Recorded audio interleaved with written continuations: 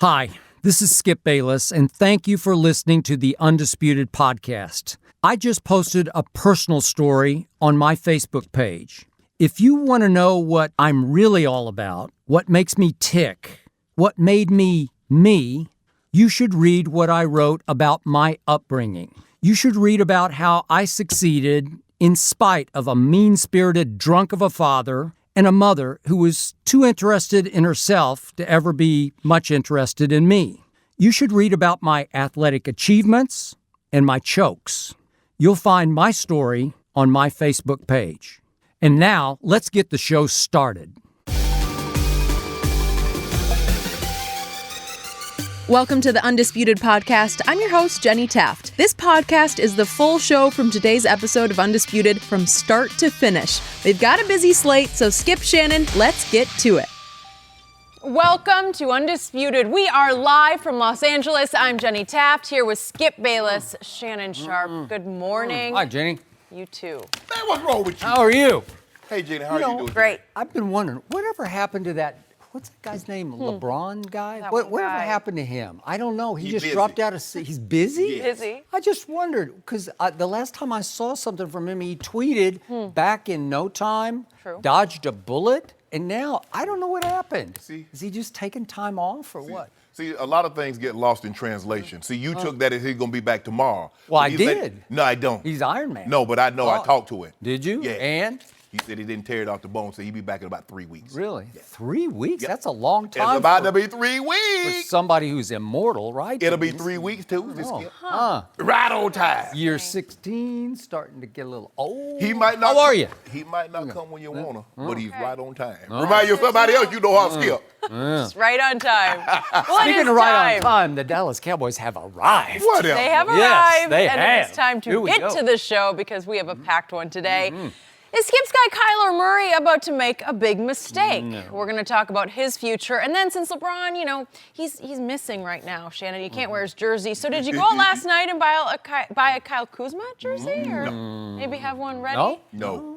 Okay, we're going to start with the NFL playoffs. The Cowboys' next test will be on the road Saturday against the Rams, right here in LA on Fox. A lot of the focus will be on two of the best running backs in the game, Todd Gurley and Ezekiel Ellliott. Zeke led the league in rushing and finished with over 2,000 total yards. On the other side, Gurley was able to practice yesterday for the first time in 2 weeks with a knee injury. He had 21 total touchdowns this season to lead the league. So, Shannon, who would you rather have, Zeke or Gurley? Todd Gurley. But I will give Zeke credit for closing the gap, being able to catch the football. His hands have greatly improved since he got into the league. And I don't know if his hands Greatly improved. They were always good. What did you? Well, for whatever reason, they weren't throwing. Revisionist For history. whatever reason, Oh. he was only catching 20 balls a year. Well, that's how many they threw. to okay, him. so why is that? I don't know. Exactly. It's your turn. Ex- Go. Well, if it's my I turn, just why have you to talking? correct you. I don't know. Well, how His about- hands have improved. They were great coming out of college. How about you correct me when it's your turn? Right. Thank you so much. I really appreciate it. You're so understanding. It's still, I don't need care. so much help. I don't care if you interrupt me today, tomorrow. It's still going to be Alright, do Todd it. Gurley. Todd Gurley is a touchdown machine. And we haven't seen a guy that can score the football since LaDainian Thomas. Emmitt Smith had that ability, Skip. Now, Emmitt wasn't the biggest back. But when they got the ball close to the goal line, Emmitt's getting the ball in the end zone. That is correct. Whether he had to run over a corner or a safety, whether he had to slide past the defensive tackle, Yep. or occasionally he would go over the top. But Emmitt was getting the ball in the end zone. And this is what Todd Gurley does. He has the ability, no matter by hook or crook, he's going to get it close. He's getting the ball in the end zone. Skip, the last 2 seasons, Todd Gurley has 40 touchdowns. Ezekiel Elliott has 18. Can I interest you in that? 22 more. If you're playing fantasy Whoa, football, you can have it. Hold on. No? What do you mean you're playing fantasy? Is he a fantasy in the fantasy Hall of Fame, or are we doing the Pro Football Hall of Fame? If you don't mind Go me ahead. asking, last year, one guy team was in the playoff. Yeah. The other guy team was at home. So can I interest? Well, the other guy was literally Whoa, at home Dominic, why he are was you talking? he was suspended. Why are you talking? He was literally at home. Am I right? He was Jenny, I wrong. thought it was my turn. It's still Jenny, I your thought it was turn. my I'm Jenny, sorry. would you please intervene? No, he wants to get in there, Shannon. Please finish your thoughts. The last 2 seasons, Todd Gurley has 139 more rush yards, but 17 more touchdowns. Even though, you know, you're an English major, even though that means Zeke has more carries. Oh. Can you believe that? Now, how can a man have more rush yards, 17 more touchdowns on fewer carries on the guy that's better than he is? So says Skip Bayless. You know, Skip. How do you know what I haven't spoken. Because I know you. Yeah, when you love you all things Cowboys. Look, the gap, the reason why, and for the longest time, for the at least since Zeke's been in the league, I've always had Le'Veon Bell. I've always had Todd Gurley in front of Zeke for the simple fact I thought they were better. They don't think I know. They were better receivers. Okay. For whatever reason, Zeke improved his hands, or they have the ability. They trust him more in the passing game. For whatever the reason may be, they've thrown Zeke passes, and Zeke has caught those balls, and occasionally he makes big plays out of those. Okay. But since he's been in the league, Todd Gurley came in. So he showed something in college that when he got to the league, his offensive coordinators had no problem integrating him into the passing game. For whatever reason, Dallas didn't feel that comfortable with Zeke and ingratiating him in the passing game. Maybe they just hadn't seen the light yet, but go ahead. Whoa. You take a guy with the fourth pick in the draft, you better know the light. I don't know. You better know the light. So why they take him? But then, Skip, why are you talking? Are you gonna let me talk? You gonna let me finish? I just want to be able to finish because you got me talking in broken sentences and you won't even let me finish a thought. I just want one time to be able to finish a thought without you interrupting. Yep. That is so rude. You're complimentary. It's okay. I am. You're a complimentary star. Okay, let me have my moment. Let me have my moment. Okay? Yes, go. Okay, thank you. I'm taking Todd Gurley because I believe he's a little bigger, he catches the ball a little better, and he puts the ball into the end zone a lot more, not a little more, a lot more. And at the end of the day, this is how you win games. Not by style points, not by if you have the star on your helmet. Do you get the ball into the end zone? And over the last 2 years, no one. He's 8 clear of everybody. Alvin Kamara has 32 total touchdowns. Yep. He's 8 clear of everyone in the last 2 years with getting the ball into the end zone from scrimmage. And so with that, I'm taking Todd Gurley over Ezekiel Elliott. Okay. So I will give you this. This is a close call. This is a battle. This is an all-time great barbershop debate. And I will say this up front. If we want to do off the field, because we've had Todd Gurley here on the show, he is exemplary. He is a model young man off the field. I really like him. I like being around him. I like being in his force field. And Zeke has had some issues off the field, maybe a whole lot of issues off the field. So I'm going to give you that. And I don't want any of this to reflect negatively on Todd off the field or as a guy. I didn't even bring that up. I kept it strictly Thank to the you. field. Thank you for that. In the end, I'm still going to give Ezekiel Elliott the edge. And the biggest stat of all that I got to throw at you is just over the 3 years that they've both been in the league, if I just do yards per game, head-to-head, yards per game over the last 3 years, Ezekiel is averaging 101 yards per game. Todd is 77. You're 101 rush to yards, 7. right? Just rush yards. Okay. I'm just doing rush yards. Okay. But that's we're talking about running back.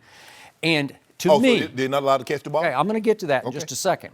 To me, the most overrated stat in the history of sports, and it's a fantasy football stat, is running back touchdowns because so many of them come after a long pass play and they drag down the receiver at the 1.5 yard line and Todd Gurley rams it in for a touchdown. Emmitt Smith was the master of that. He was the king of the 1 and 2 yard touchdown runs.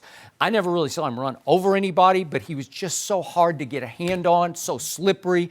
Their offensive line was so dominating that Troy would just turn around and hand it Emmett left or Emmett right, and he would just score from 2 yards. And he would take the football over, and they'd put it in the bag so he could keep it. He got every touchdown he scored in the NFL. He did. He kept every football. Okay, to me, I can't get really excited about that stat because it's just the easiest play to make in football. And by the way, my running back, Ezekiel Elliott, has a touchdown machine at quarterback who can run in with his legs because Dak Prescott has averaged 6 rush touchdowns a year for each of his 3 years. So that's 18 rush touchdowns right there that went to the quarterback. Okay. Is that fair? Yeah, okay. Yeah, okay, all right. But I thought, why is that? Why do we care about running? He's the quarterback. He's supposed to throw the ball. Okay. So the running back, is he supposed to catch the ball or run the ball? In the first order of business is to run the football. But my guy, once they saw the light, because I kept pounding the table over here telling Scott Linehan, what did I tell you before this year started? You laughed at me when I said, Zeke doesn't have good hands. I used this phrase. This is in our but before the year started. I said he has great hands. He caught 77 balls this year to 59 for Todd Gurley. So all of a sudden he emerged as a pass catcher because they finally decided, gee, our offensive line's a little dinged. We lost our Pro Bowl center, and our left tackle's he's hurt every other game, Tyron Smith, and then Zach Martin's got a knee, and they're just not as dominant in the offensive line. So what they start doing? They just flip the ball over the middle, 5 yards to him, and let him turn and see if he can make 5 more. Dinking and dacking. Although yards per attempt, Dak Prescott is much higher than a lot of guys that you like. No. We ain't talking about that. Okay, no, well, dinking and dacking. It's not dinking and dacking. He throws it down the full field a lot more than you give him credit for. No, but now I'm going to put this in perspective for you. I'm going to tell you what my eye test is telling me, why I still take Zeke slightly over Todd Gurley, but for different reasons than I used to think. Zeke is not the same back that he was as a rookie. He doesn't have the same burst. He's not the home run threat that he was as a rookie. There's no Saquon in him anymore. He can't make you miss in the open field the way he did as a rookie. He doesn't have that 4-4 breakaway home run speed. What he is he is a sledgehammer. He pounds the ball between the tackles as fiercely, as ferociously, as all-heartedly, as willfully as any back I've ever seen. I've never seen better body lean than this kid has. And he's still just a kid. But look at the touches over the last 3 years. He's number one in football. Look at the touches. He's touched, again, catching it, running it, 1,003 touches. It's just so much physicality because he's as physical a runner as I have ever seen since Earl Campbell.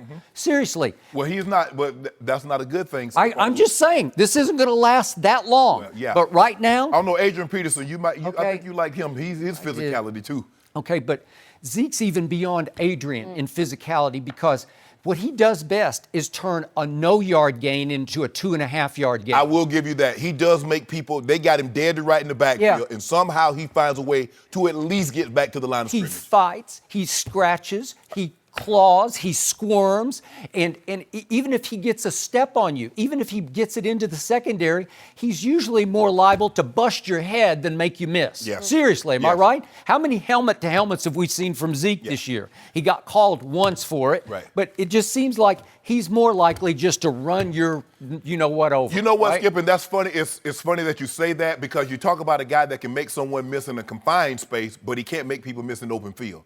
That's odd to me. Okay, but even making people miss in the confined, he's mostly just making them not be able to tackle him. He's just fighting Right, them. he's making the first guy. There's no bigger will in the National Football League than 21 has. I'm just talking about will, just heart, guts, whatever you want to call that thing. It was showing when you were speaking, you were doing the voiceover, but you saw how he made Frank Clark got him dead to right. He did. He has him dead to right. Yep. That's the confined space that we're talking about, that right. he's able to make him miss and get the ball in the end zone. Emmett was all-time great at that, Oh, but, yes. but it's because they couldn't even get a hand on him. He had, as Norv Turner used to tell me when I was writing my Cowboy book, he'd never seen quickness in a confined space like Emmett. Right. But Emmett was 5'9", and had elephant offensive linemen, and it was hard. They couldn't find him until he slipped through the line of scrimmage and he was in the secondary. Yes. Then trust me, he could make you miss. Yep. And Emmitt Smith with a football under his arm, I never saw him get caught, even though he timed 4.6 in the 40 at the combine, which is why he fell to 21st in the first round. Yes. Okay. Zeke timed 4.4, but he looks more 4.6-ish to me because on the play that offended you so much when the corner didn't close on the left flank. On the force, right. Okay. Didn't know force. Zeke looks up and nobody's home. Yeah, he got to go. And he's just clean and he doesn't have to run through any contact. And all of a sudden he's off to the races. And what happened? They just run him down because it doesn't look 4-4 to me. In college, he's gone on that play. Yeah. Oh, that's just absolutely. me. Yes, But absolutely. he's taken so much punishment and he's doled out so much punishment that he's a different beast now. But I still love my beast, man. And what he does best is he's a workhorse back who just keep giving him the football. He will wear you down and ultimately wear you out on defense. Okay. After a while, you just don't want any of that anymore because it's hard. He is bringing it to you. And also, here's the thing, though, Skip. You know Zeke has put the ball on the ground 6 times this year. Okay. And he's only lost one. Only lost one. And that's why I can't they fade from my memory because I don't think of him as a fumbler because he's not losing fumbles. Yeah, I look at fumbler and putting the ball on the ground because you open yourself up. Now, you get lucky, Skip, a lot of times, I mean, there have been situations where he's fumbled the ball and the guys are right there and the ball take a funny bounce. And the next thing you know, one of his linemen is coming out of the pile with it. But you don't want to tempt fate like that. Okay. Todd Gurley put the ball on the ground one time. Okay, and it's because the style is so different because Zeke is fighting for every last inch. And when you do that, you are susceptible to somebody throwing a fist and knocking the ball loose. Well, I'll tell you what you're not fighting for, them touchdowns. Because Todd Gurley, TG 400, got that on lock. 40 tubs in 2 years. What am I supposed to do with that? Okay, well, let me ask you what you're going to do with all these numbers because here we go. Let's just compare them 3 years versus 3 years, okay? I told you yards, let's just do yards per rush. Every time you run the football, Zeke averages 4.66 yards per rush. That's over a 3-year period. That's pretty extraordinary. And Todd is, that's 14th in the NFL because some of the little backs are going to okay. But Todd is 4.23. That's a significant drop because that's 42nd over the last 3 years. Then let's look at rushes 10 plus yards or more, but this is for 3 years, okay? Zeke has 110 to Todd's 91. That's first versus third over that period of time. How about 20-plus yard rushes over the last 3 years? Zeke has 30 to Todd's 21. That's first versus third over the last 3 years. So I'm just showing you my guy's a little better. And then total touches, because your guy catches it a lot. Zeke, over the last 3 years, 1,003 to Todd's 979. Not that it's very, very close. That's first and second over the last 3 years. And then yards from scrimmage, my guy's just a little better, 52-47 to 51-36 because he's had some more touches. But it's close, but I'm going to give the edge to my guy because he can continue to do more. And then what he showed you this year was 77 catches because I always thought of Todd as 1-2-2-1 with Le'Veon as the best running back catcher, right? And all of a sudden, I think Zeke showed you this year, he's the best coming out of the backfield. He caught 81% of his targets this year. And how many times did Dak just have to throw, almost like trying to throw it away and it was wild high? They're checking it down to him, Skip. It's not like he's down the field. Did he catch him? Yes, he did. 81% of his targets. That's extraordinary. Okay, but here's the thing. When you factor in the last 3 years, see what you did, that's weighted heavily. Because in 2016, the Dallas Cowboys had one of the most dominant offensive lines in all of football. It was probably only second to that old 90s Cowboys offensive line. They had three offensive linemen that were not only top linemen, they were top 25 players as graded by Pro Football Focus. Am I correct?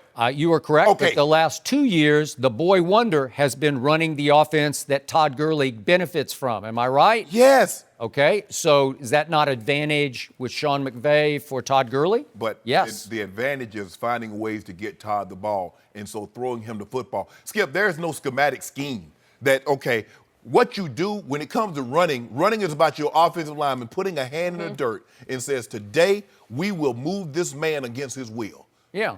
And guess what Dallas does? Scott Linehan is often the most uncreative play caller in the history of play callers. It's so predictable. It's so not going to fool the defense because they just line up. Watch what the first play will be on Saturday night. They'll just line up and they'll just hand it to Zeke. He might be under center and just turn around and hand it to 21 right up the middle. Well, Skip, you can't. Here we come. How exotic do you want him to be in the running game? The running game is I toss it, I hand it. That's all I got for you. Sometimes I like it out of the shotgun when he lets Zeke get a head start off left tackle or right tackle, like that play that broke the other day. It's just a little more clever where you pull somebody and get a little momentum going left or right. But mostly they just say, here we come. And we have seen Zeke get stopped on some third and fourth and shorts where it's just really close. But they're just hoping his willpower and his physicality will get them the first down, right? So I get it, but all that, Skip, all that well and good.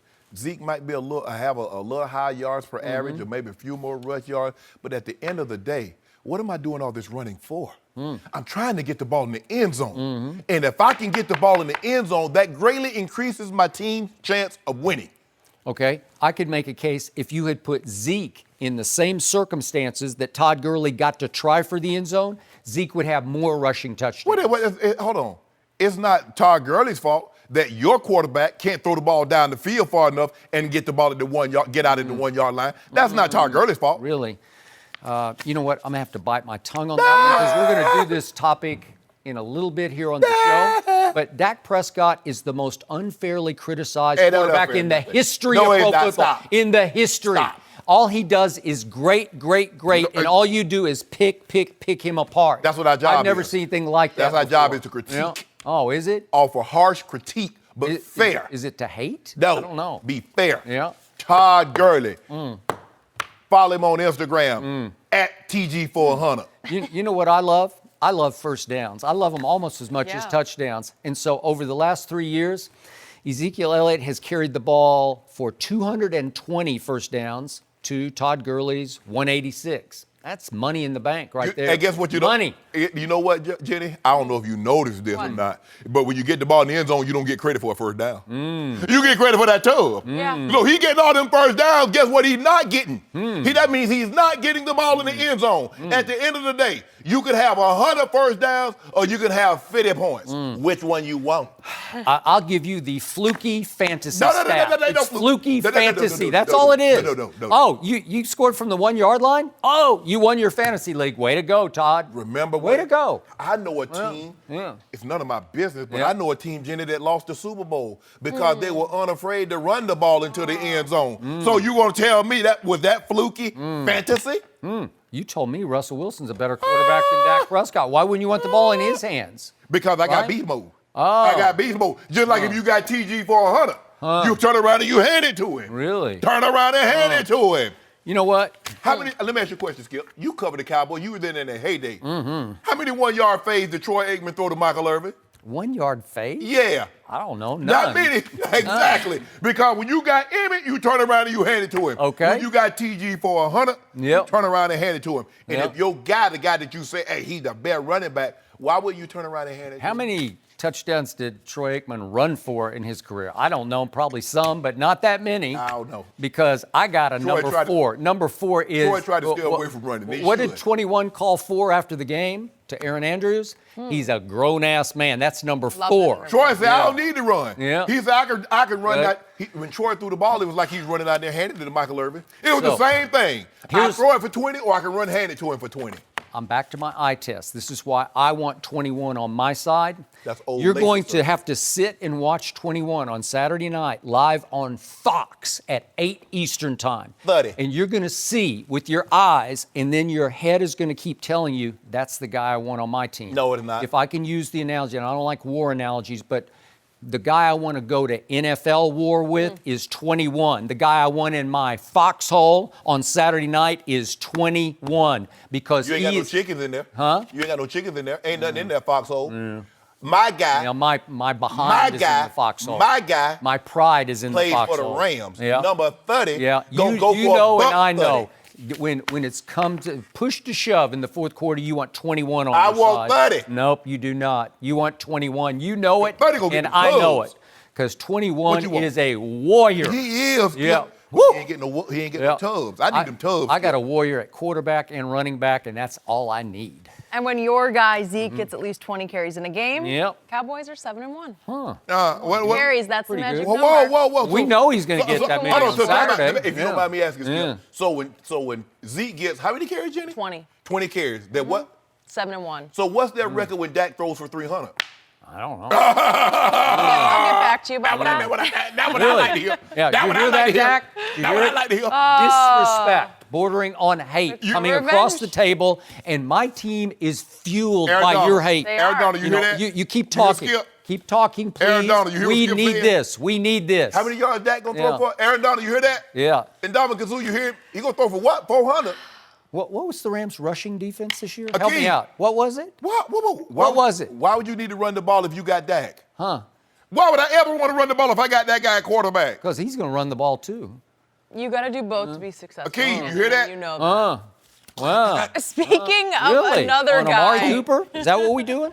Okay. who can run, the athleticism, we see it. We're going to break down this game a bit more later. But first, is Kyler Murray about to ditch baseball for football?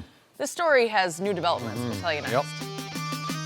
No mercy, Hey guys, Jenny Taft here with a quick word from ZipRecruiter. You know what's smart? Figuring out who you need to hire to take your business to the next level in 2019. You know what else is smart? Starting the new year off strong by going to ZipRecruiter.com/undisputed to hire the right people. Unlike other job sites, ZipRecruiter finds qualified candidates for you. Its powerful matching technology scans thousands of resumes to identify people with the right skills, education, and experience, and actively invites them to apply to your job so you get qualified candidates fast.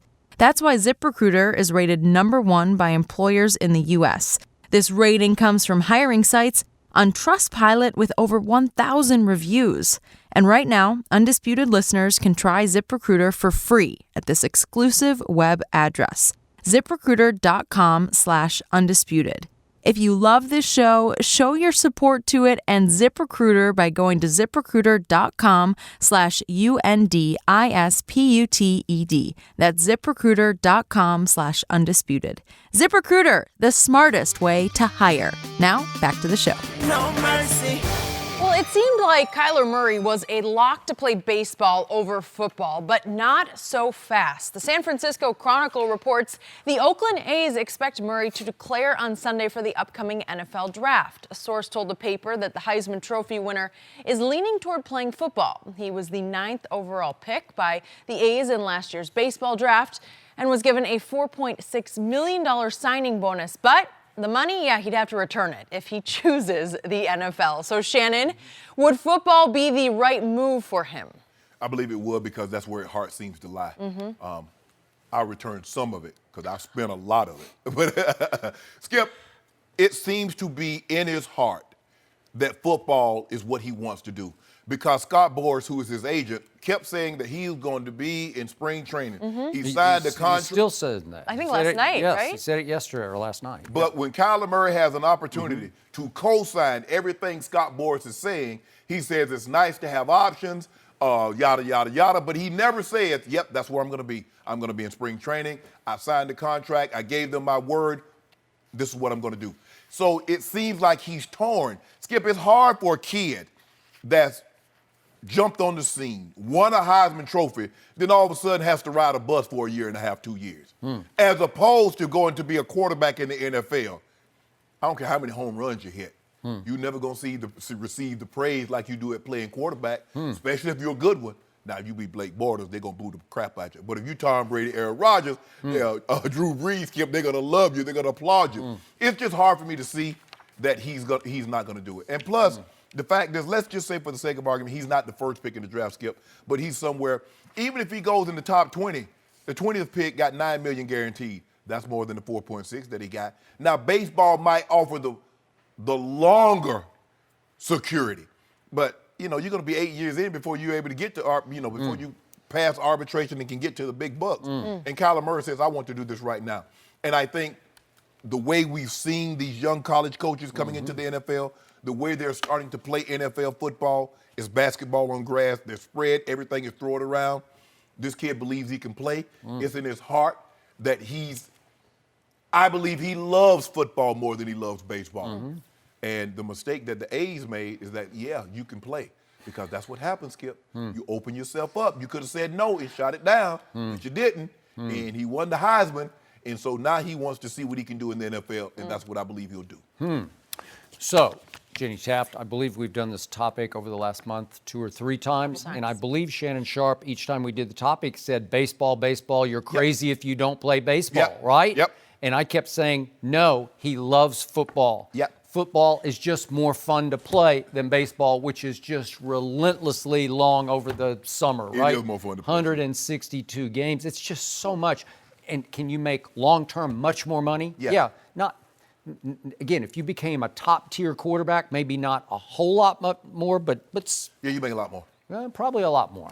So, in this case, I'm going to remind you that Lamar Jackson was the last pick in the first round. He got $8.2 million. Correct. Guaranteed. Okay, 8.2, and so 4.66 to sign. So I don't know. It's you can start. It's a pay me now, pay me later. But the NFL will pay you now. And what is going to close this case is there's a brand new coach in Arizona named Cliff Kingsbury. And He a lot ain't of won people, this. They just took a quarterback in the first round. okay, he's tradable. And I'm not a fan. I said it before the draft. I said, I don't believe in him. And this is just a gut feeling on my part. I didn't hear this straight from Cliff Kingsbury, but I believe when Cliff puts the tape in and the tape in at UCLA, I think he won't love Josh Rosen. I think they won't be a good fit together. One grew up in Beverly Hills, Josh Rosen. Cliff's from New Braunfels, Texas, coached in Lubbock, Texas. I just don't know that it's going to be a great click. But Cliff recruited Kyler, not that he had any chance of getting him, but he scouted him and saw him. It's legendary what he did in high school. He never lost a game in high school. And Johnny Manziel was a legend in high school. And obviously Cliff was his coordinator at A&M as he won the Heisman Trophy. But Cliff was on record before they played Oklahoma, Texas Tech versus Oklahoma, as saying, hey, I don't know what everybody's missing here, but I would take him with the first overall pick. Well, how much say is he going to have in that draft room as they Very little. That's a really good point. I don't know. Because listen, if you give Cliff Kingsbury Kyler Murray, some magic is going to start happening. And I know he's only 5'9", probably, if that. Jenny? 5'9". All I'm saying I is Jenny honestly said she wanna had to say take off her 5'9". heels. Jenny said she had to take off her heels to do an interview. Well, give him 5. Jenny was also there on the scene to watch what was unfolding. Kyler Murray played the greatest college football season that's ever been played. It was 42 touchdowns to 7 interceptions. The QBR was 94, which is by far the best in the history of that stat for the whole year. And he scored 12 rushing touchdowns. You love rushing touchdowns. If Todd Gurley's scoring them, what if the little 5'9" guy's scoring them? Because What's the likelihood of him having double-digit touchdowns rushing in the NFL? I don't know. Sometimes things get revolutionized. Sometimes molds get shattered. How long does running quarterbacks last? I don't know. He is a scat back runner. There's no physicality to him at all. He doesn't run over or through people. There's no Tebow going on here. He has the quickest feet, I told you, I have ever seen on a football field, and that includes Barry Sanders. I'm not saying he's shiftier than Barry, but as far as just foot quickness, it's almost cartoonish to see how fast is. Yeah, so that will translate into being able to buy time or throwing lanes. You can create your lane better when you have that quick of feet. And his arm is, I'm going to give it this, it's at least above average because he can flat out wing it. For 5'9". But it's amazing how the NFL works because they caught Barry Sanders, they caught Michael Vick, they caught Randall, they'll catch you. No, you're right. Eventually they're going to catch you. Okay, all right. But could he be a better quarterback than Josh Rosen? I say yes. Oh, yeah. I believe you can win more games with Kyler than you will be able to win with Josh Rosen. That's just me. So is it possible that Arizona says, God, we got the #1 pick. Here's this kid. He wants to play football. Let's go for it, and let's auction off Josh Rosen. If you don't mind me asking. Yeah. Why would someone take Josh Rosen when they can be in line to select Kyler Murray themselves? Now, why would I take Josh Rosen off your hand when I got an opportunity to get Kyler Murray? Okay, well, what could you get for Josh? No. Okay. Why would They got the first pick. They got. Yeah. Okay, so what him. if somebody will give you a second-round pick for Josh Rosen? Would you do it? Nope. No? Nope. You're I want you to hold on to it. You're going to stick with mediocrity. What? Really? No. I'm not sticking with mediocrity. No. I'm going to shoot the moon on this one. I'm just going to go for it. What I'm saying is, why would I trade anything for Josh Rosen? If you don't believe he's any good, why would I take him off your hand? What if you just say, it's not our cup of tea. We want the 5'9" kid. Cliff loves the 5'9" kid. We're going to go with He's not my cup of tea either. I like coffee in the morning. Okay. So he's not my cup of tea. All right. So now what? Your cup of Gatorade, whatever it is. Gatorade. I don't know. Well, whatever you I like. Your cup of Henny. How about that? Okay. Henny. Now you talking. Yeah. What Yeah, kind? we're Red talking. Rayshard? No, we Yeah. get some Imperial. 7 a.m. Okay, here's the thing. Yeah. Here's the thing, though, Skip. Okay. But for me, I'm going to let y'all figure it out. You select, if you want Kyler Murray, you select him, and then y'all figure it out. And then maybe I give you a 7th-round pick. A 7th for a guy who, what did he go in the draft? I forget Top where 15. he was. Top 15, whatever. Yeah. But he's top of the draft. Well, obviously you don't want him that bad because you selected a quarterback with the 1st overall pick the following year. Boy, so how good could he be? I read a lot of stuff from a lot of people who really like Josh Rosen. I just didn't. I just didn't many But a did. lot of people liked him. Right. A lot. And I will bet you there's such a dearth of quarterbacks in this league. Everybody's looking for a quarterback. Somebody would take him off your hands. I just want to know. I just want to make sure. I want to know if Cliff Kingsbury only wins 3 or 4 games, is he going to get fired next year? That's what I want to know. That's all I want to know, Skip Bayless. I don't know. I told you I can't explain that one. Yeah. But whatever.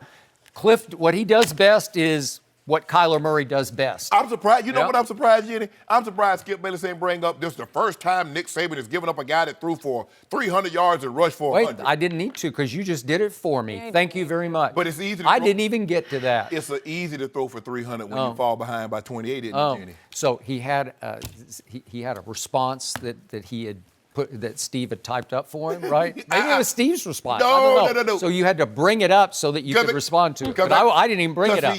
The season spoke for itself. No, because what you wanted to do, you wanted him to beat Alabama. Because then you could say that's as close to an NFL defense as that he was going to face, and you see how he passed it with flying colors. Jenny, what did I say before the game? Oklahoma does not belong in the game. They did not earn the right to be in that spot. Yeah, they did. Alabama. They did not. Who deserved to be there? Georgia? No. Yeah. Did you see Georgia? Ohio State? Hold on. They said Ohio State, you lost by 110 points to Purdue. Who got? Did you see what happened to Purdue in the bowl game? Okay, let's get back to this. This is all that matters right now, is Kyler Murray's decision because he is about to be the first player in the history of sports to get drafted first round by baseball and football. Nobody, that's even your guy John Elway was a second round baseball pick. So first round to second round. Kenny Stabler was, I think, 2 and 2, and we can keep on going down Winfield. the line. Yeah. Tony Gwynn. Well, Okay. Tony Gwynn was a basketball player. So Kyler did also say before the Orange Bowl, I'm thinking about trying to do both. That will not work. Not Brock. Cannot do it at that position. No. If you were Deion Sanders, you could think about it, or Bo Jackson. You could do it as a running back or a cornerback. No, sir. Because you know and I know, Deion, who is to me by far the greatest cornerback ever, he could roll out of bed and say, I'm ready to play cornerback. Yes. Because the game plan is simply whoever comes over to your side, that's your guy. And you got him by yourself. Yep. And you got that whole side of the field by yourself, and there's no real studying that you have to do. Because Deion is so gifted, he says, I'll shut that guy down. Right. And he would, right? Yes. Okay? So Kyler is playing quarterback. And you Bo, can't what just you tell Bo? Bo, we're going to toss it to your left, we're going to hand it to your right. Okay, you can do that. Yes. But this takes too much study. It's too much prep time. Well, if he wants to be good at quarterback. That's right. If you want to be a bulljob quarterback, you can try this. Okay, all right, that's fair. But again, his agent is still saying he's going to report on February 15th to the Oakland A's training to their camp. If he does training, Billy Beane is already on record as saying, I will bring him to the big league camp, not to the minor league camp, and he will stay with us until opening day, and then he will start at High A. Well, High A is Stockton, California. And I've been to Stockton several times, and it's a nice town, but it's not a garden spot. Yeah. So do you want to ride the bus all up through Oregon and Washington and wherever they have to go, Idaho? And I don't know if anybody it's not an easy journey. I went to Savannah State. We took the bus everywhere. Okay. I mean, our bus once broke down, and we had to push it to the gas station to get some gas. Okay. That what you want to do, Kyler? Is that what you want in your life? No. I didn't think so. I didn't think so. But Skip, as talented as he is, I do not see a scenario where he wants to be a good quarterback and try and play baseball. It's just, And then the other sad part of this is if he really commits to the NFL, and let's say he goes and it would take 3 or 4 years to figure out you're a bust, you flamed completely out. Right. And then he could say, I'm going to go try baseball. I don't know. Then it's hard to get. Now, we saw Tebow. It's taken him a while to try to get into the flow, but he wasn't nearly as good as Kyler is now because Kyler, he didn't put up huge numbers at Oklahoma last year, but when Billy Beane says you're a future star, you're probably a future star. Yeah, I mean, he doesn't miss often. No, he does not. I know it's a lot of what we love about Baker Mayfield is what Kyler has. It looks different. It's a different kind of swagger, but it's this confidence that the players have around him. Mm-hmm. And I just think it'd be tough if he doesn't play football. It's just the beginning for the guy. Billy Beane traded to the Yankees. And watch him go on the spring training down there in Florida. No mercy. The Browns decided to stay in-house for their new man in charge, hiring Freddie Kitchens. Kitchens was the interim offensive coordinator for the final 8 games of the season after starting the season as the running backs coach. Baker Mayfield and the Browns improved after Kitchens' promotion, winning 5 of their last 8, and Baker threw 19 touchdown passes in that span. So, Shannon, is this a good move? I believe it is. I'm a little surprised I thought they would leave him on as the offensive coordinator and maybe hire someone else. But, Skip, when you look at it, and sometimes people get carried away with the offensive coordinator, well, he did such a great job. Yeah, but see, when you're head coach, you coach the team. You don't just coach Baker Mayfield. You just don't coach offense and call plays for the offense, Skip. You set schedule, travel schedule, meeting times. You have to do all of that. Now Freddie Kitchens might have talked what, once a week? Now you're going to be asked to talk endlessly. I'm not even sure he talked once a week. Go ahead. Okay, I didn't see him maybe talk. 2 or 3 times. Yeah. I'm not surprised that he got the job, though, Skip, because if you look at the way the offense progressed, you look at the way Baker Mayfield progressed under his tutelage, and you're like, okay, wow. I always felt, and I think I've said this, that he had a better chance of getting the job than Greg Williams. It's almost like he got more credit for the team's success than Greg Williams, although Greg was the head coach. That is true. Because the defense played well the entire season with the exception of a few games. Yep. It was the offense that was stagnant. Yep. Then all of a sudden when he got in and started calling the plays, they took off. He got credit for that because Greg Williams didn't call plays for the offense and on the offensive side of the football. So, Skip, with that being said, everything is about these quarterbacks now. This is why you see the influx of college quarterbacks, college coaches, is that let's find someone that's a couple of years older, not in his 50s or 60s, that can relate, that resonates with these young men and can call the game like what they're used to having in college. You see a lot of teams opening up, Skip. Very few teams play up under center. Now, everybody's in the shotgun. Everybody's in the offset with the back to the side, not in the eye. So this is where we're going, and Baker seemed to love him. And so at the end of the day, Skip, the quarterback is calling the shot. Because I remember there was a time, general manager, the owner hired a head coach. It had no input from the quarterback. Now it seems to be if you're a cachet quarterback, you got to pick up the phone and call Aaron Rodgers. You got to pick up the phone and call a Roethlisberger or Tom Brady if that was the case. Baker's happy. You want to make sure he's happy because at the end of the day, when that guy plays good, your team plays well. So Freddie Kitchens seems to be like a very good choice, but I was a little surprised considering he came from running back coach, offensive coordinator to now he's a head coach. But, Skip, you never know. Everybody was a first-time coach at one point in time. True. Yeah. So, I was shocked by this. Really? And I was very disappointed by this. This is a big mistake. And I feel sorry for Baker Mayfield because this will not reflect well on his ability to grow another year next year. Because you just took the guy he clicked with, the guy who became his big brother figure, just the way Norv Turner was once for Troy Aikman, really brought him out of the doldrums and lifted him up to Super Bowls.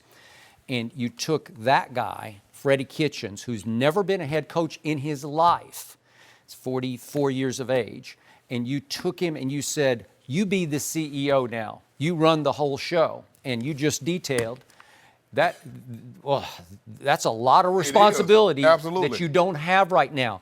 You can't go sit in every quarterback meeting. You can try to, but there'll be too much going on. There'll be too many issues that you have to address. Player personnel problems, guys, everybody's going to have some issue off the field or something that you have to address. You're going to have to talk to the owner. You're going to have to talk to the general manager. You're going to have to talk to the media on a daily basis. And it will wear you out. It's hard, and he's not accustomed to it, and it will take him away from what he did so well with Baker.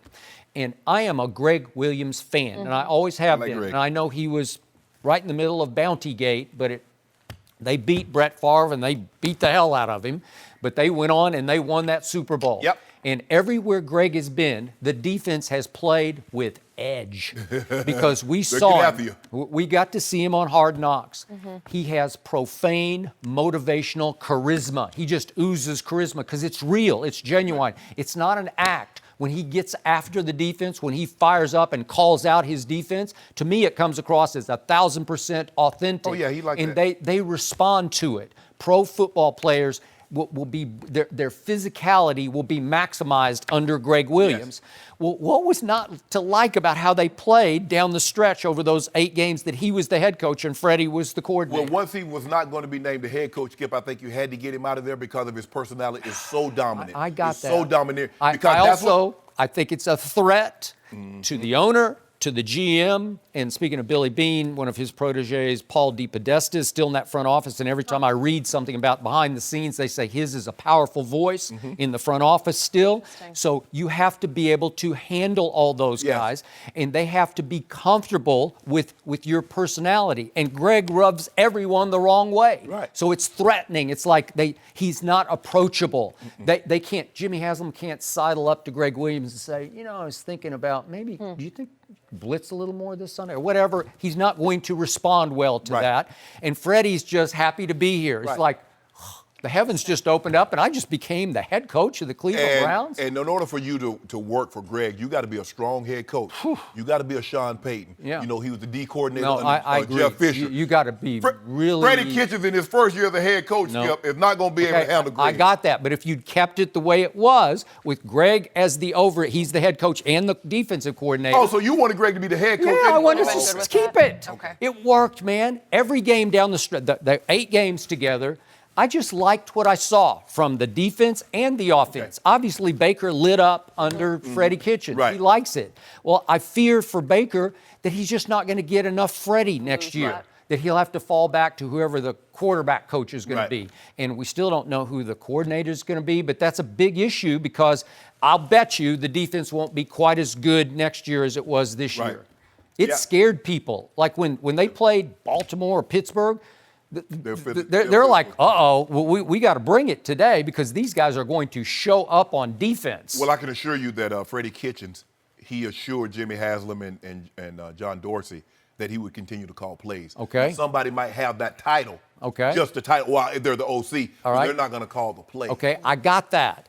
But now it's double hard because all of a sudden you have game management under your purview during the game. Like you have to think about not the next play, like, are we going to go for it? Or are we going to punt? Or are we going to, what are we going to do? Right. Like there are 1,000 little decisions that get made. Right. Like if a cornerback's getting roasted, are we going to yank him in favor of, well, that's your call. Right. You got to sign off on that. And that's the thing, because normally, Skip, as an offensive coordinator, I can assure you, Josh McDaniel is not watching what's going on with the defense. He's not. When he's as the OC. No. That's Coach Belichick's job. And the D coordinator, Brian Flores, or whatever his title is not watching the offense. He's not. Where Freddie, now, not only does he have to help Baker's like, well, did you see what they did over here? Can you go sit with him? Yeah, he has to now also look and see what's going on with the defense and like, okay, what's going on out there, Coach? Yeah. So it is asking an awful lot. Like in college, Mike Gundy at Oklahoma State always gets criticized because he'll leave the sideline and go sit with the quarterback while the defense is on the field. Right. And up in the press box, they're saying, "You're not watching. You're the head coach." Yeah. Well, you can't get away with that in the NFL. You have to the really good head coaches, Skip, they delegate and you have to trust because your expertise normally is that Coach Belichick can do that sometimes. Sometimes when the offense is on the field, he's over there making sure the defense is getting right. It's not a normal thing, but you have to trust. You have to be able to hire people and put them in position that you trust their judgment and what they got going on. And just for perspective, just for the record, as terrific as Freddie was as a fit with Baker, do you realize those 8 games, the last 8 games of the year, that's the first time Freddie has ever called plays on any level for a whole game because he's never been the guy. Right. He's always been the assistant. Right. He's never been the coordinator. So he did it for 8 games. Baker lit up for him, and now he's the head coach. Well, John Harbaugh got a job as a special teams coach. He did. Having never called offense or defense. Okay. He was the special teams coach in Philly. John's the classic overseer. He is. Kind of like Jimmy Johnson was, where you're just above it all. Right. Even Jimmy's expertise was defense, but he's a manager. Yes. He's the CEO. Yes. He's the overseer of all that's happening. If Baltimore would have made a mistake and let him go, I think he would have had his choice of job. Okay, because he's great. I'm with you. He's great. And the Browns took so many steps forward this year. They did. That you hope that Kitchens just furthers their. And they fired Wiley, Skip. Oh, The O-line coach, man, they fired the Warriors. It's not going to be as exciting anymore. We need a Hard Knocks version of just his life. Yeah. Well, who's going to do Hard Knocks next year, Skip? Well, maybe Wiley can do a reality. Just a do his own reality show. show. Whoever gets Kyler Murray, that's who's going to be Hard Knocks. Really? Is it Arizona? Oh, can you You imagine? keep trying to speak that into existence. You really want. I do. That's what I would do. I do it like that. If I'm the Cowboys, I'd take him. I feel like Take who? Kyler Murray. That Cowboy, I think Kyler Murray. Okay, Kyler, he box office. You just took Jerry it too like far box there. office. Let's let him get through the weekend first. One guy that did not get a coaching job, Mike McCarthy. Interesting. Wonder why that The was. question, why? Wonder Let's whose talk fault about it. that was. We'll discuss next. You don't like Kyler as much as you previously let on. No mercy.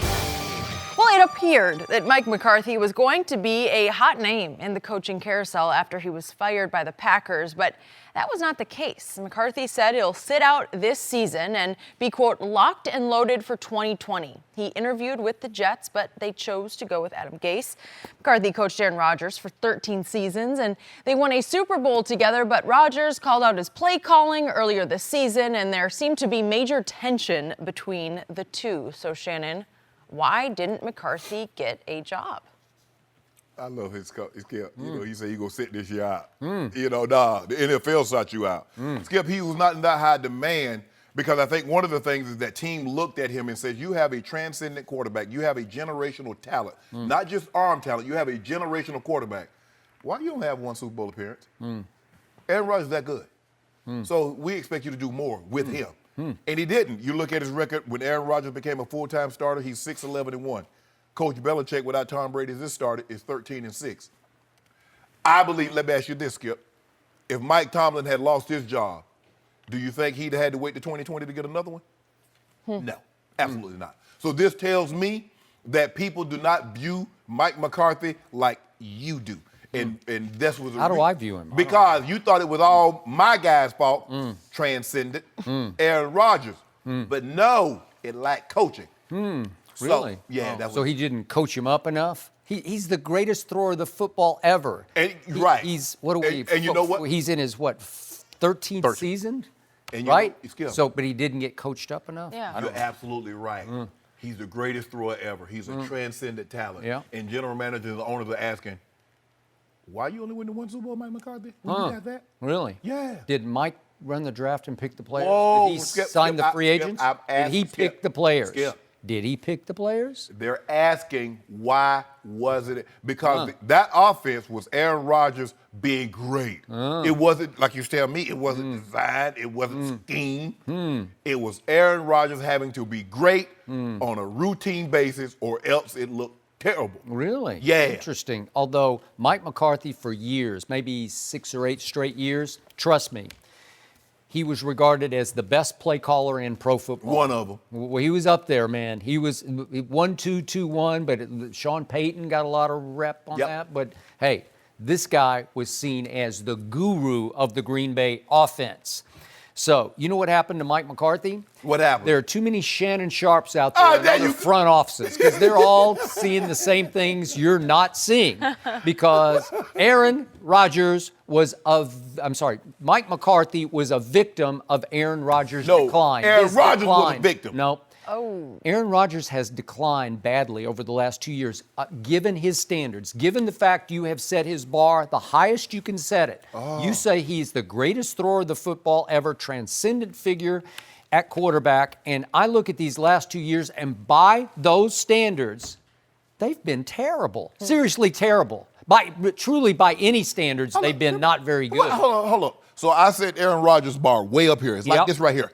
So you say Tom Brady is better, so his bar should be way up here. So by Tom Brady standards.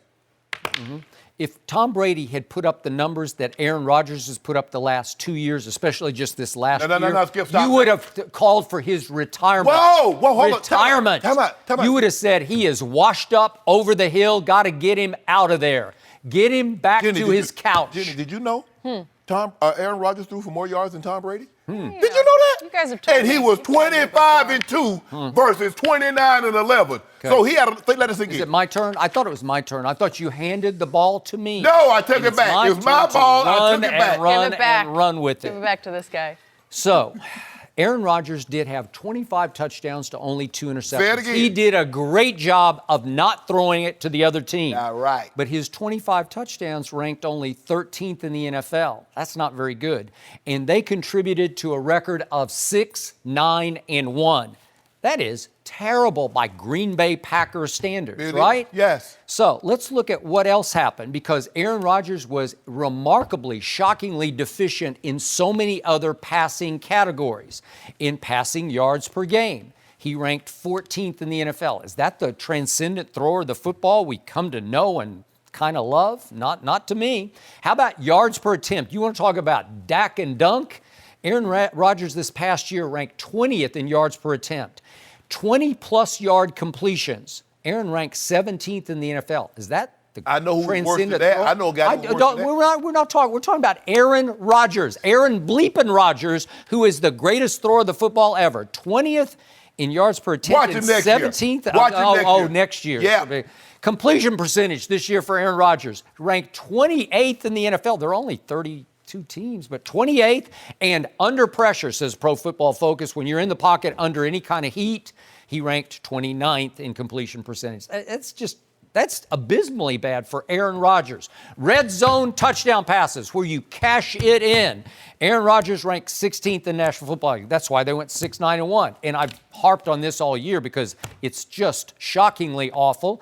Aaron Rodgers shattered his own record for throwaways, where you just say, I don't like what I see. I throw it in the ground over there. Wait a second. Jared Goff was second in throwaways with 40. So Aaron had almost 20 more throwaways than the second place throwaway artist. But I see you on Twitter. Interesting. I see you on Twitter saying, Dak, just throw the ball away. Yeah, the very thing you're asking Dak to do, you're criticizing Aaron Rodgers for. How do you know what I do on Twitter? Don't worry about what I know. My analytics team. Huh? My analytics team. Your burner account follows I ain't me, got no burner. right? I ain't got no burner. Shay Sharpe, 84. I don't have a burner. Yeah, right? I do not. You got some But did you burners. tweet that, yes or no? Yeah, I've tweeted it about 100 times. Okay, then. Because Dak never throws it away, and every once in a while you need to when you have no other resort. It's just clear the play is over. Okay, that's what- Aaron does it. He just says, that's 50-50 over there. That could be picked. This could be picked. No, I'm going to throw it in the what? ground. You need to stop. No, that's how high his IQ is, but it's not working because he keeps protecting that interception number. He's great at that, but that's not how you win football games. Yep. What did Tom Brady say at midseason? I need to start being a little more aggressive and take some more chances. And how it work out for him. Yeah. It worked out that he should have had the number 1 seed. That's what it worked out for. No, it shouldn't. Yeah. That was before he went to Miami and threw for 358 in a place he'd lost 4 of the last 5. That's what happened. 3 touchdowns. And Bill Belichick screwed that one up. What about the other 3? What about the games he scored 10 points? Well, this isn't about Tom Brady, who's operating on a much higher level than Aaron Rodgers is right now, because he just keeps winning football games in spite of the lack of supporting cast. But Aaron Rodgers doesn't have enough help. Hey, It's like LeBron. He doesn't have enough help. He is the LeBron of the NFL. What they've done to him, and a lot of this is not his fault, the previous general manager did a terrible job. The defense was greatly... Ted Thompson was there from 05 all the way through 17. And he did a terrible job. Okay, well, he did win a Super Bowl. He got him... Aaron Rodgers won a Super Bowl, too. Okay. Okay.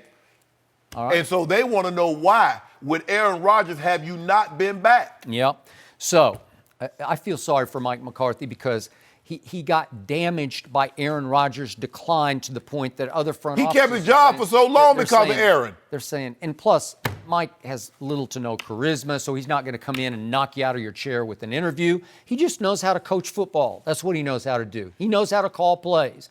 He's a solid, winning football coach. His record over time was really good. You could say, well, he had Aaron Rodgers. Exactly. Aaron Rodgers had him, too. No. Yeah. Well, we'll see. Yeah. We'll see. Yeah. Watch Aaron Rodgers next year.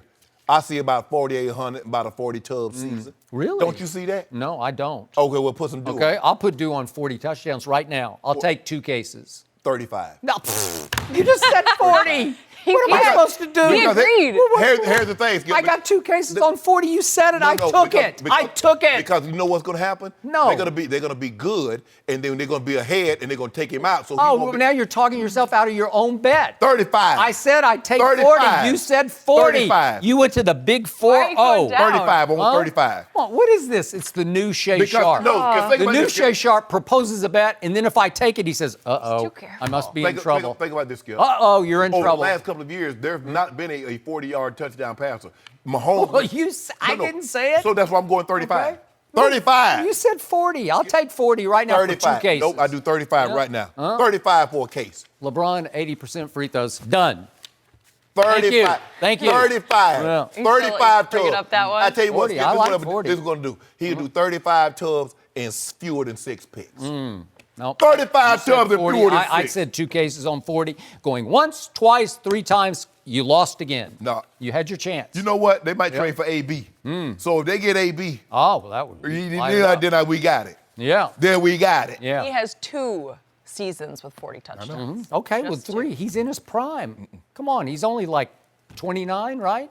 That's what they tell me. Yeah. A little more than He can throw 100 straight interceptions and still have a high touchdown interception ratio to you know who. Yeah. Well, Mike McCarthy's going to be a coach in this league again, and he will be successful again. Just watch. He'll be as successful as when he was with Aaron.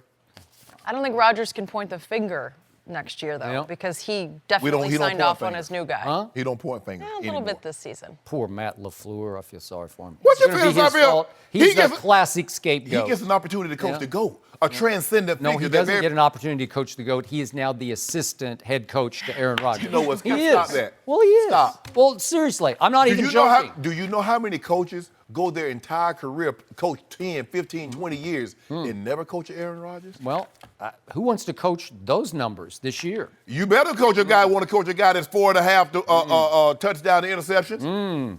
You better coach a guy like that. Who went 6-9-1? Interesting.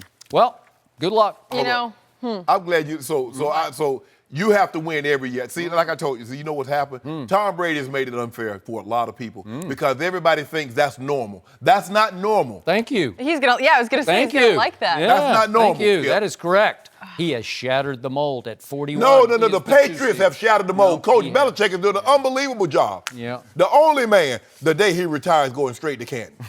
They're not going to wait 5 years for Coach Belichick. So Right is away? his quarterback. No. They're going He to have gotta to wait. build a separate. He gotta wait. They got to put a He gotta separate wait. wing up for Tom Brady. He should have his whole wing by himself. Coach Belichick. Yeah. Let's wait a little longer to talk about those two, and let's talk about LeBron. Is he going to be back anytime soon? Because Shannon. Great question. Whatever No, I feel happened like to it's him? not I the don't same know. with you when I LeBron's don't not know. He'll be playing. back. Lost. We're going to He'll be back discuss Monday. with Chris Broussard next. No mercy. The Lakers played without LeBron for the 8th straight game last night, but at least they had Kyle Kuzma. He scored a career-high 41 points, including 5 threes in the Lakers' win against the Pistons. Kuzma also did it in 3 quarters since he sat out in the 4th. LA is now 3-5 without LeBron, and the King will not travel with the team to Utah for their game against the Jazz tomorrow. But back to Kuzma. Here he is after the game. I think I found my jump shot a little bit. Been struggling with it pretty much all year, and I just try to stay consistent in my work ethic and be in the gym and keep shooting, and I know it's going to come. We got a lot of playmakers. We got a lot of guys that can play basketball. We're a team, and Thank you, JaVale. yeah, thanks, JaVale. Thanks. We are joined by FS1 NBA analyst Chris Broussard. Good to have you with us. Good to be Chris. here. So, is the glass half full or half empty with the Lakers right now?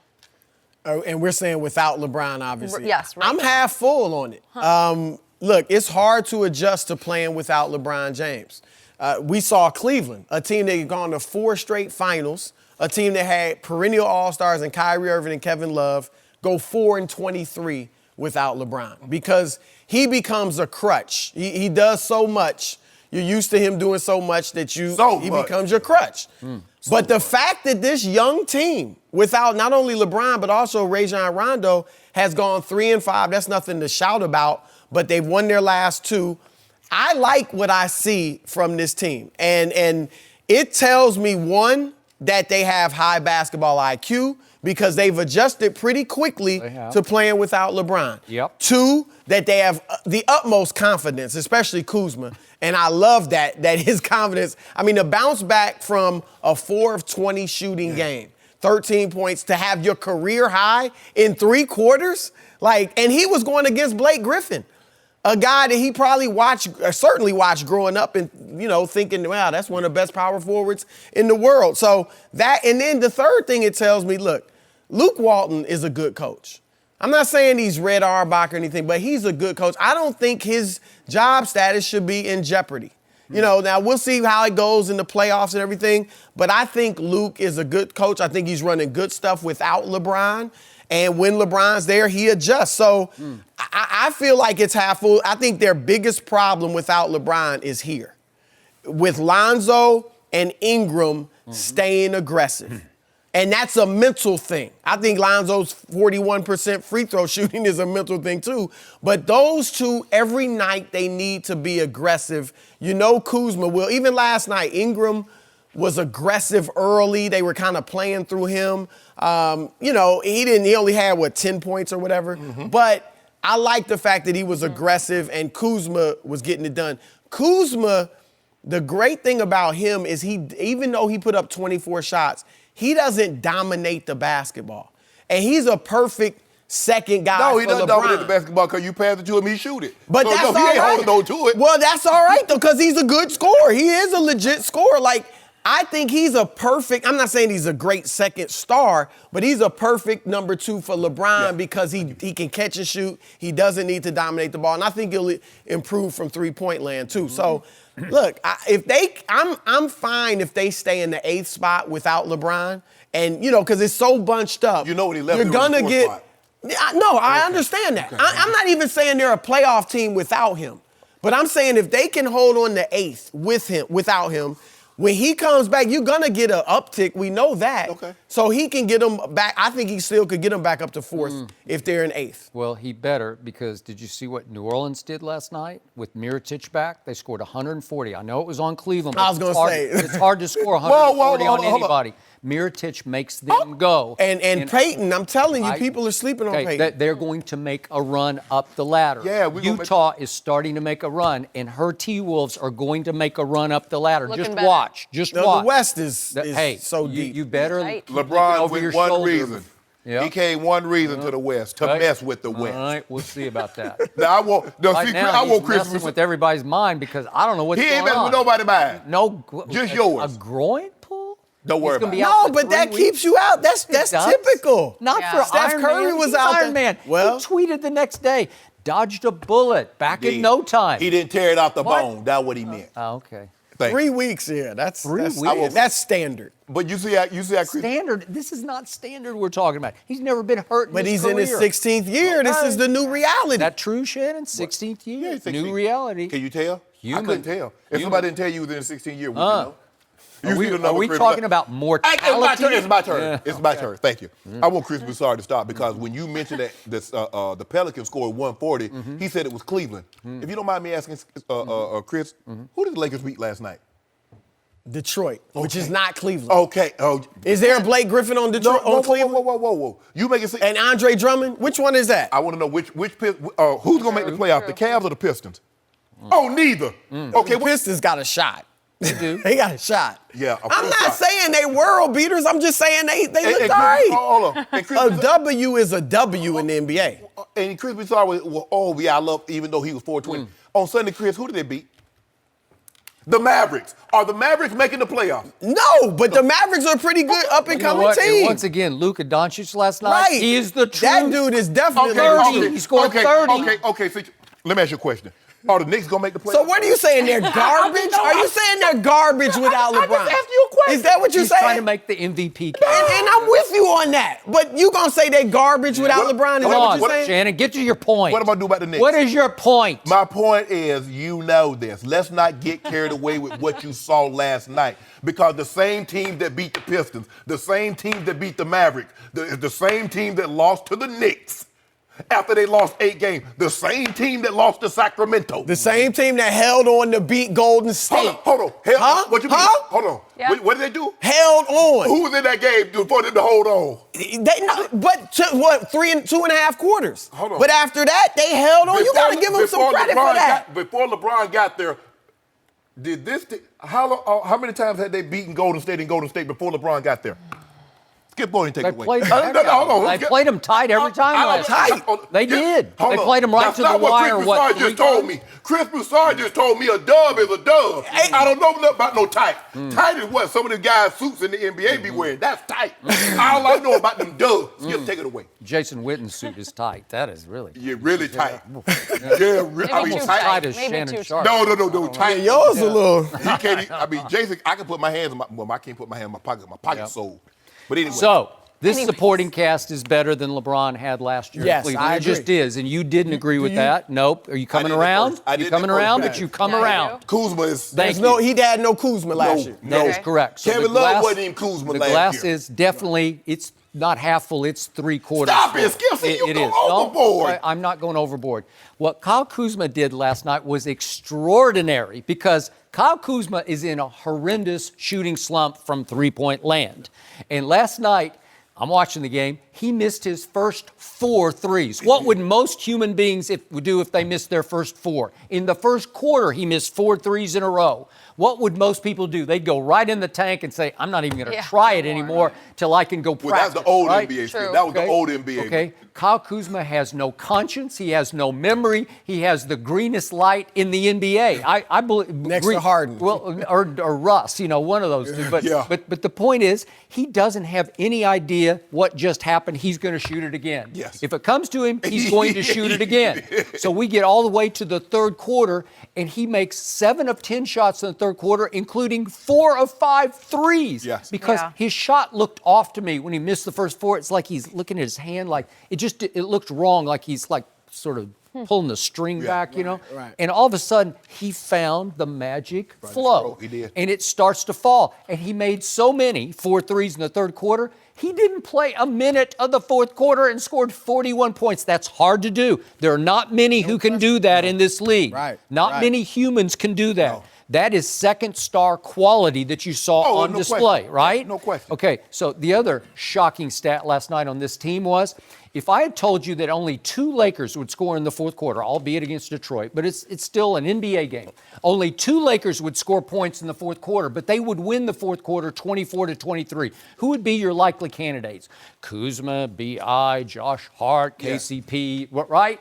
Guess who scored for the Lakers? Only 2 guys in the fourth quarter. Michael Beasley scored 15 in the fourth quarter. That's also hard to do. That's 15 in one quarter. He'll score. He You know what? score, yeah. He can He score. can get buckets. It's the rest of the game that's his problem. But I'm just saying, he's a nice addition to this team. Trust me, down the stretch, if they do make a run up to the 4 spot, he's going to start having more and more to do with this because he has a gift, man. He can just flat he can out put the ball score. on the floor and It's get to rare. you. And your guy Zubats had 9 points. So the 15.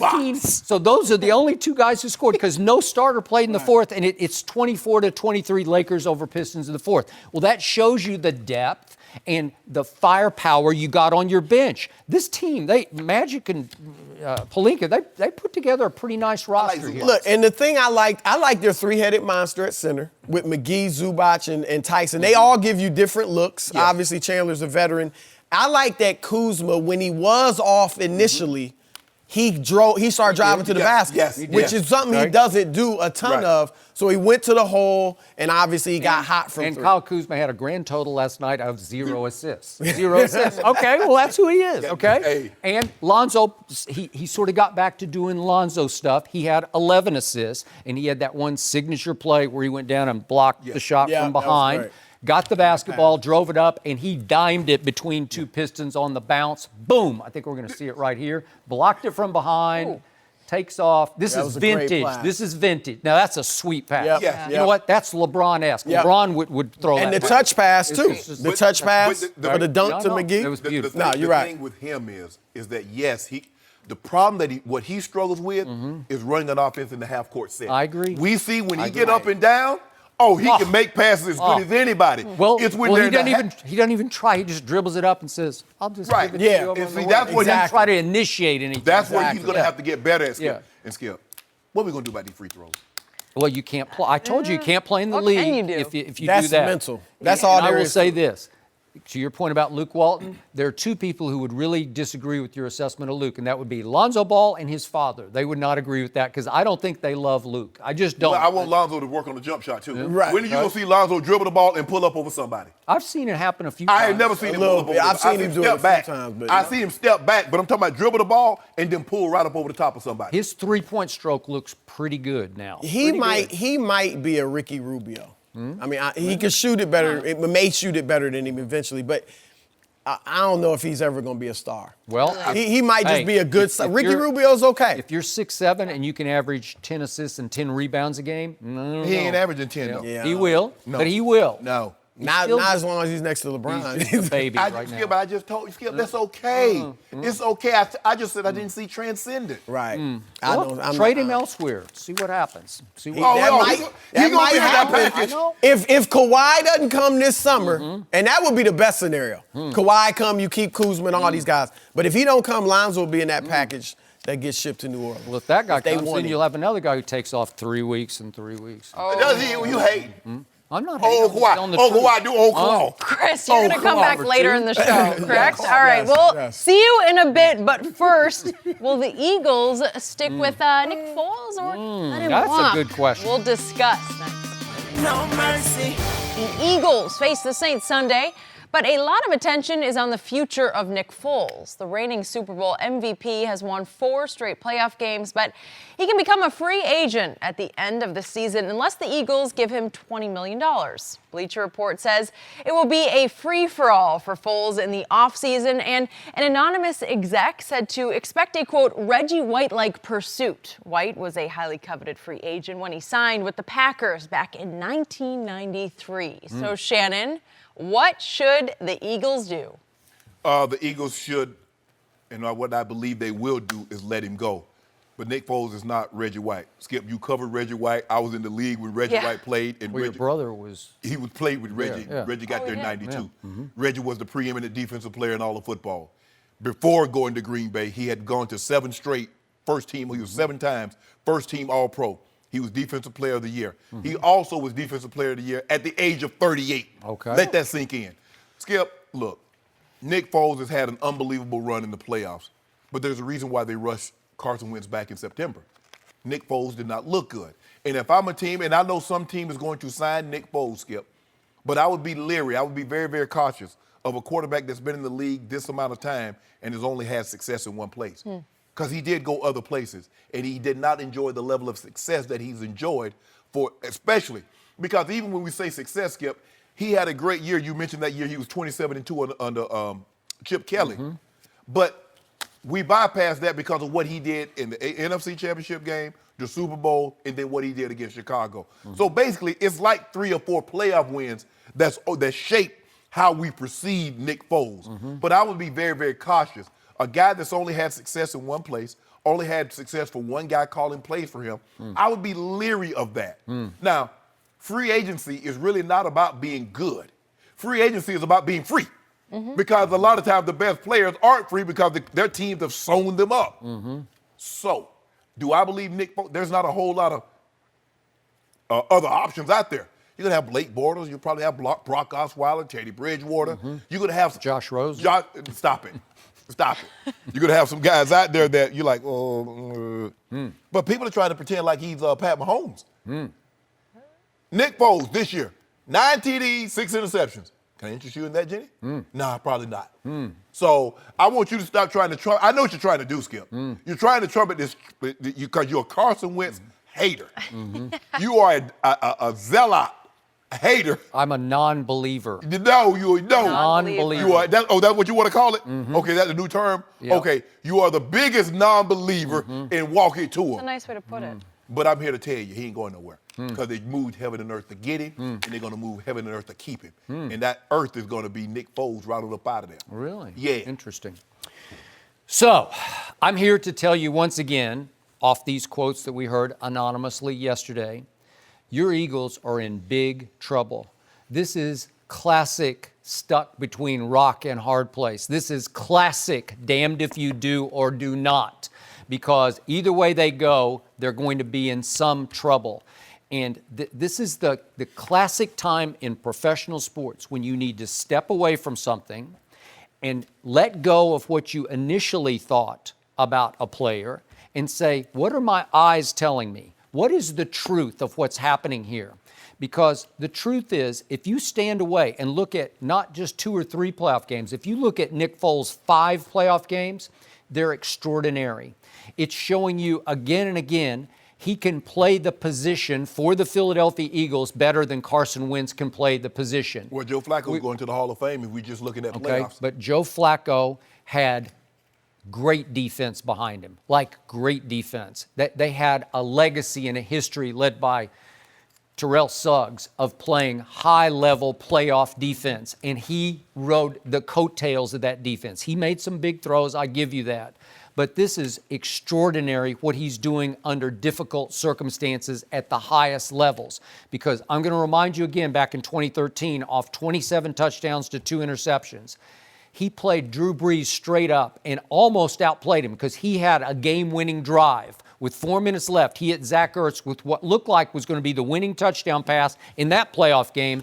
And Drew Brees said, no, give me the ball back, and ate the rest of the clock and set up a walk-off field goal by Shane Graham. And that was that, and they're marching on to greatness. So the point is, Nick Foles, what have you seen? What am I supposed to do with this? When he beats the defending NFC champs last year in the playoffs, then he torches the number 1 defense in pro football, Minnesota's, and then he torches Bill Belichick's defense to the tune of 41 points in the Super Bowl. Tom Brady head to head. Okay? What am I supposed to do with that? What is that? Let that sink in, because after a while, you have to let it go into your psyche and say, wait a second, this guy's just a little better than Carson Wentz is. What you're doing is that you didn't tell me anything. You see, you go back to 1 year. He had that year was 27-2. What happened the year after that? And the year after that. Okay, and the year after but that. I'm showing you what he's done at the highest levels when the stakes are highest. So the regular season And don't by count. the way, the first 2 games of this regular season, they had a slugfest, a defensive battle with Atlanta to open the season, and Nick Foles made the throws that won that game. His stats were no good, but then he goes to Tampa and he put up big numbers, and they got Fitzpatrick because their defense wasn't very good at that point. So now so now. So what about what I can say? And that was it. He just played 2 games. I can use that same argument and says the defense wasn't very good for walking to him. Well, why is it that these anonymous execs are talking about a free-for-all, and he didn't say, the other exec didn't say it's Reggie White. He said it's Reggie White-like, meaning it's just going to be a feeding frenzy for Nick Foles because he's 6 feet 6 inches tall, and he does it with low charisma, low body language. He doesn't act the part. He doesn't have Carson Wentz's velocity or arm or physicality. He just plays better than Carson Wentz. And furthermore, you got to face up to the facts. Carson Wentz keeps getting hurt. Not little hurt, big hurt. Andrew Luck kept getting hurt. But he's a generational talent, and you don't give up on him. But he just had a shoulder. Carson's had knees and shoulders and backs. And Well, I tell you what. Well, you don't throw with your knees. You put a knee brace on, you'll be just fine. Okay, I don't know. He didn't look just fine this year. No. My Dallas Cowboys, would you believe Dak Prescott, who can't throw, beat Carson Wentz twice this year? I don't know how that was. You didn't see that last year.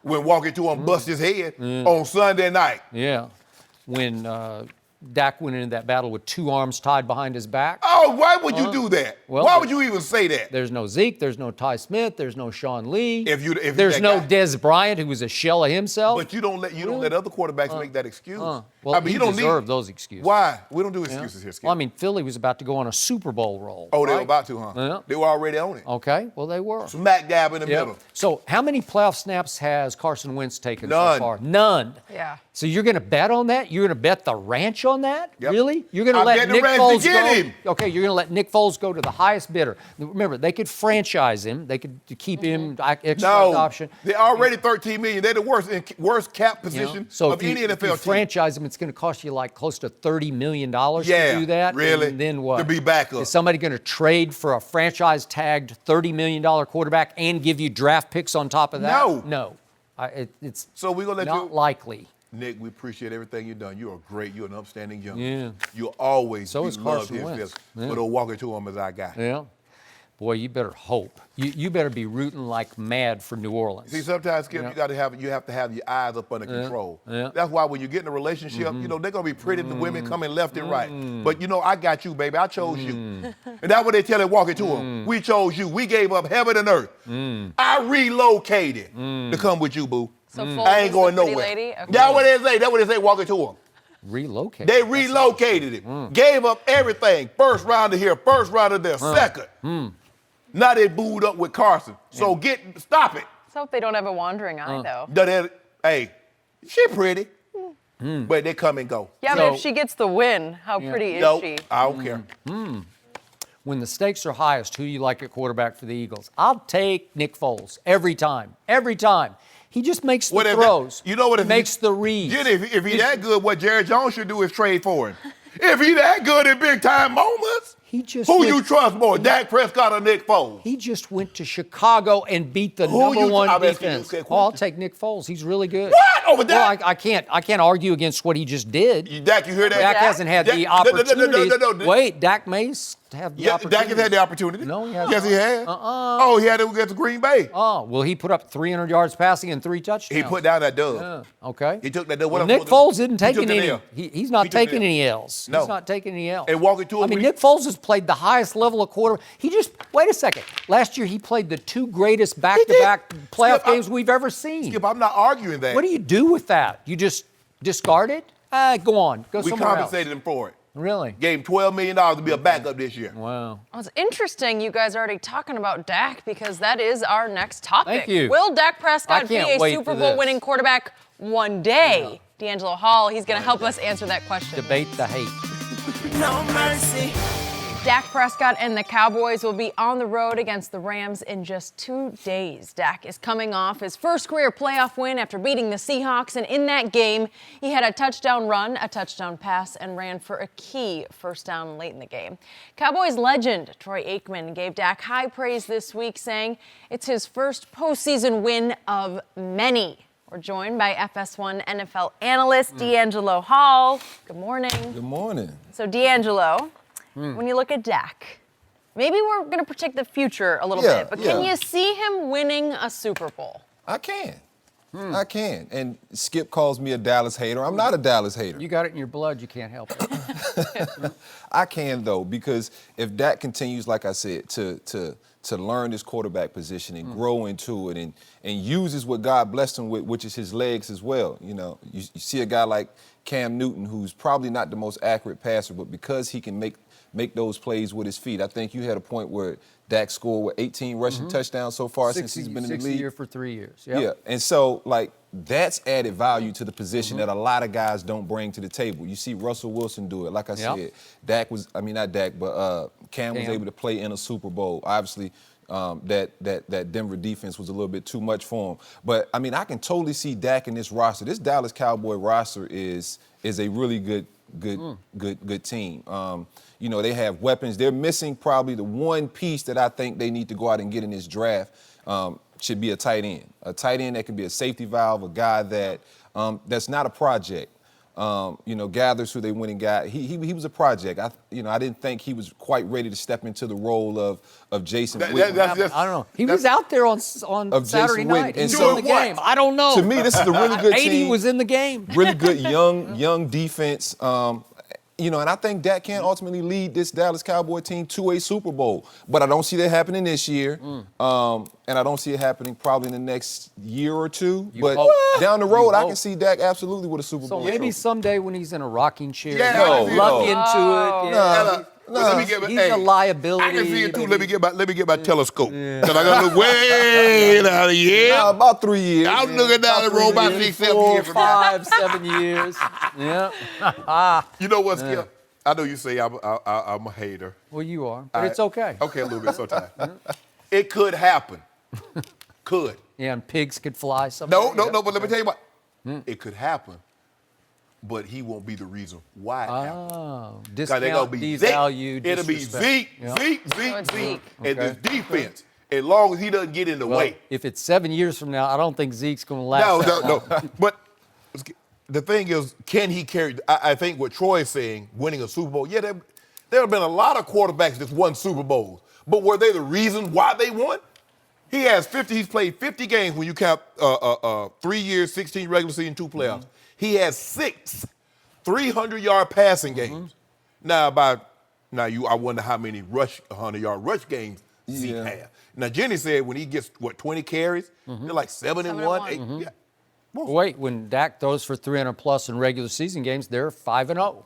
So it's the same. 6-1, half dozen the other. Yeah. Yes. That's happened so few. I mean, what is 6 into 50? That's not a good ratio, Skip Bayless. They're the greater chance. Look, they play unbelievable defense. They have a young, talented, physical, fast D that's not going anywhere anytime soon. Now, Ezekiel Elliott If they can keep him on the straight and narrow, and it seems to be that, okay, he's learned his lesson. I'm not going to put myself in harm's way anymore.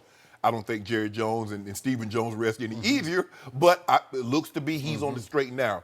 I'm going to say, you know what, Skip Bayless? I ain't going to be like D. Hall and say like 7, 8 years from now. I ain't say 7, 8. I said I give 4. about 3. I say 4. 4 years. 4 years. Yeah. 2023. Maybe when he's in his 30s. See, maybe I'm he'll luck into how old is Dak right now? 25, 24? I think he's just 25. Wasn't he? Okay, 29, Skip. 4 years. 29. I'll check. Check on that. 25. I was right. Okay, well, 29, Skip. When he's 29, that's good. See, this is my thing, though, Shannon. You're going to stats. And come on, you shouldn't be a stat guy. At the end of the day, Dak can win football games. And so, yeah, he might not ever be throwing for 350 yards a game. But I know, like I said, I played against this kid. If he can continue to develop as a quarterback, throwing the ball, using his legs, having Zeke, Zeke go for having 170. defense, having that young, talented defense, like you said, this roster is built to win. They can win a championship in the next 3 years. So, this topic annoys me, it frustrates me, and ultimately it angers me because Dak Prescott has become the most unfairly picked apart, criticized quarterback in the history of the NFL, given how much he's accomplished in just 3 years in the league. Okay. And I'm not taking a shot at the show before us, but this just was part and parcel of everything I despise. They're doing the topic about Dak on First Things First as leading into our show. Right. And I see the topic bar. I just glance at the monitor and I see the What is topic it? bar that says, has Dak proven he's the right guy to lead the Cowboys going forward? As if there's a question about, maybe, maybe not. What? Yeah. What? Dak, he proved it as a rookie. He's the right guy.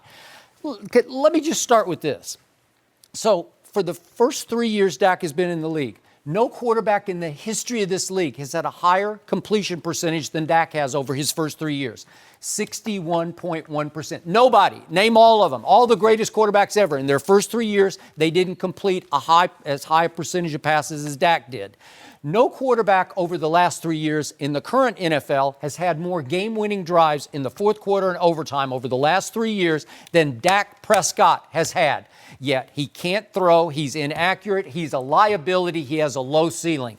How do you justify those two numbers I just gave you with what all the criticism is? It doesn't go together. Because it's how it happens. Okay, so in those fourth quarter comebacks, is he handing the ball off? Like, you have to watch the course of how the game's being played. Like, it's passes that Dak misses that a high school quarterback so let's should go make. back to that rookie year that you And referred that's the to, because you played against him about twice. Dak that people question. You seize upon one throw. He throws one ball in the dirt, and you say, "See," because you're both dug in your mind that he really is a liability. No, in the I'm end. not. Okay. I'm not. That's just one throw. Okay. So you brought it up yesterday. You played against him twice. He had the greatest rookie year any quarterback has ever played. And I'll give you, he had a really great offensive line, and he had a rookie running back behind him who is really gifted. And he had some semblance of what was left of Des Bryant at that point. So And he had Jason somebody. It's some Jason Witten, but he couldn't run after catch. You said you could outrun him, right?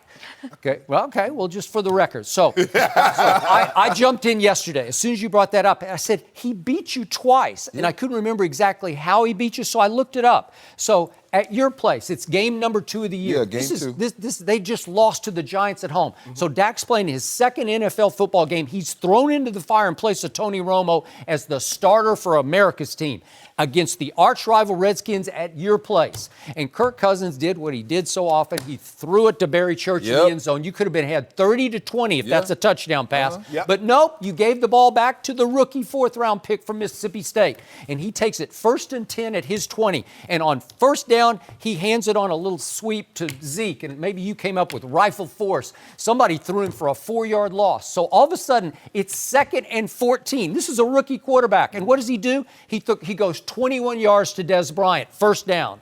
I don't know if you remember the play. I don't. And I don't mean to cut you off, but check this out, Skip. Do you think he played better as a rookie than he's played in parts of the season this year? Or even last year? No, I just see growth. I think he I has. just see growth. I don't see the growth that I would have thought. So then in that same drive, this is another game-winning drive. finally it gets down to 3rd and 11 at year 24, and he hits Cole Beasley for 12 yards. Well, that's big time. You know, that means that kid can play. Yeah. And they go in and score. It was Alfred Morrison plays Zeke because Zeke was fumbling that day, remember? Yep. So, Zeke fumbled twice. They won the game. And then on Thanksgiving Day, Kirk Cousins did what he always does. He throws for 449. But guess what? Dak only threw for 195, but his QBR was way better than Kirk Cousins. He had a 97 on a scale of 0 to 100 because all 4 times in the red zone, he cashed. Touchdown, touchdown, touchdown, touchdown. And they beat you 26-24 on the biggest stage on Thanksgiving in sports, right? Yeah. So then we look at Aaron Rodgers. He's played Aaron Rodgers head-to-head 3 times. Dak is 9 touchdowns to 3 interceptions against Aaron. Aaron is 6 touchdowns to 2 interceptions. Because I'll give the edge to the kid on that one. QBR, 80 average. 80 for Dak in those 3 games, 62 average for Aaron Rodgers. Well, that means he outplayed him all 3 times, but you won't give him any credit. Okay, he lost the games, but again, he can't do more than he can do against Aaron Rodgers. The stats scream he outplayed him all 3 times. We don't do stats. Okay, Jared Goff came to Jerry World last year. He's the hot young quarterback who beat the brakes in the second half, but Dak was really good in that game. In the first half. His QBR was 81 for the whole game. Jared Goff was 46 for the game. 81-46. He outplayed Jared Goff. Dak had a 24-6 lead at one point. Yeah. And the reason why he has more fourth quarter and overtime come from behind is why they in that situation? Okay, how can a quarterback who can't throw, who's inaccurate, how can he throw for 455 against the defending Super Bowl champ Eagles? That's 243 in the fourth quarter and overtime. That's hard to do. Oh, the first 3 quarters, what do you do? If you're inaccurate, you can't do that. What about the first 3? Who won the game? Oh, so now we care about wins. Well, who won it in overtime with the game-winning drive? That's what he does. Now we like Dubs. 18 rush touchdowns. The body of work is spectacularly better than what you say it is. The Cowboys should and draft you guys Kyler are saying, Murray. well, maybe he could figure this out in 3 or 4 years.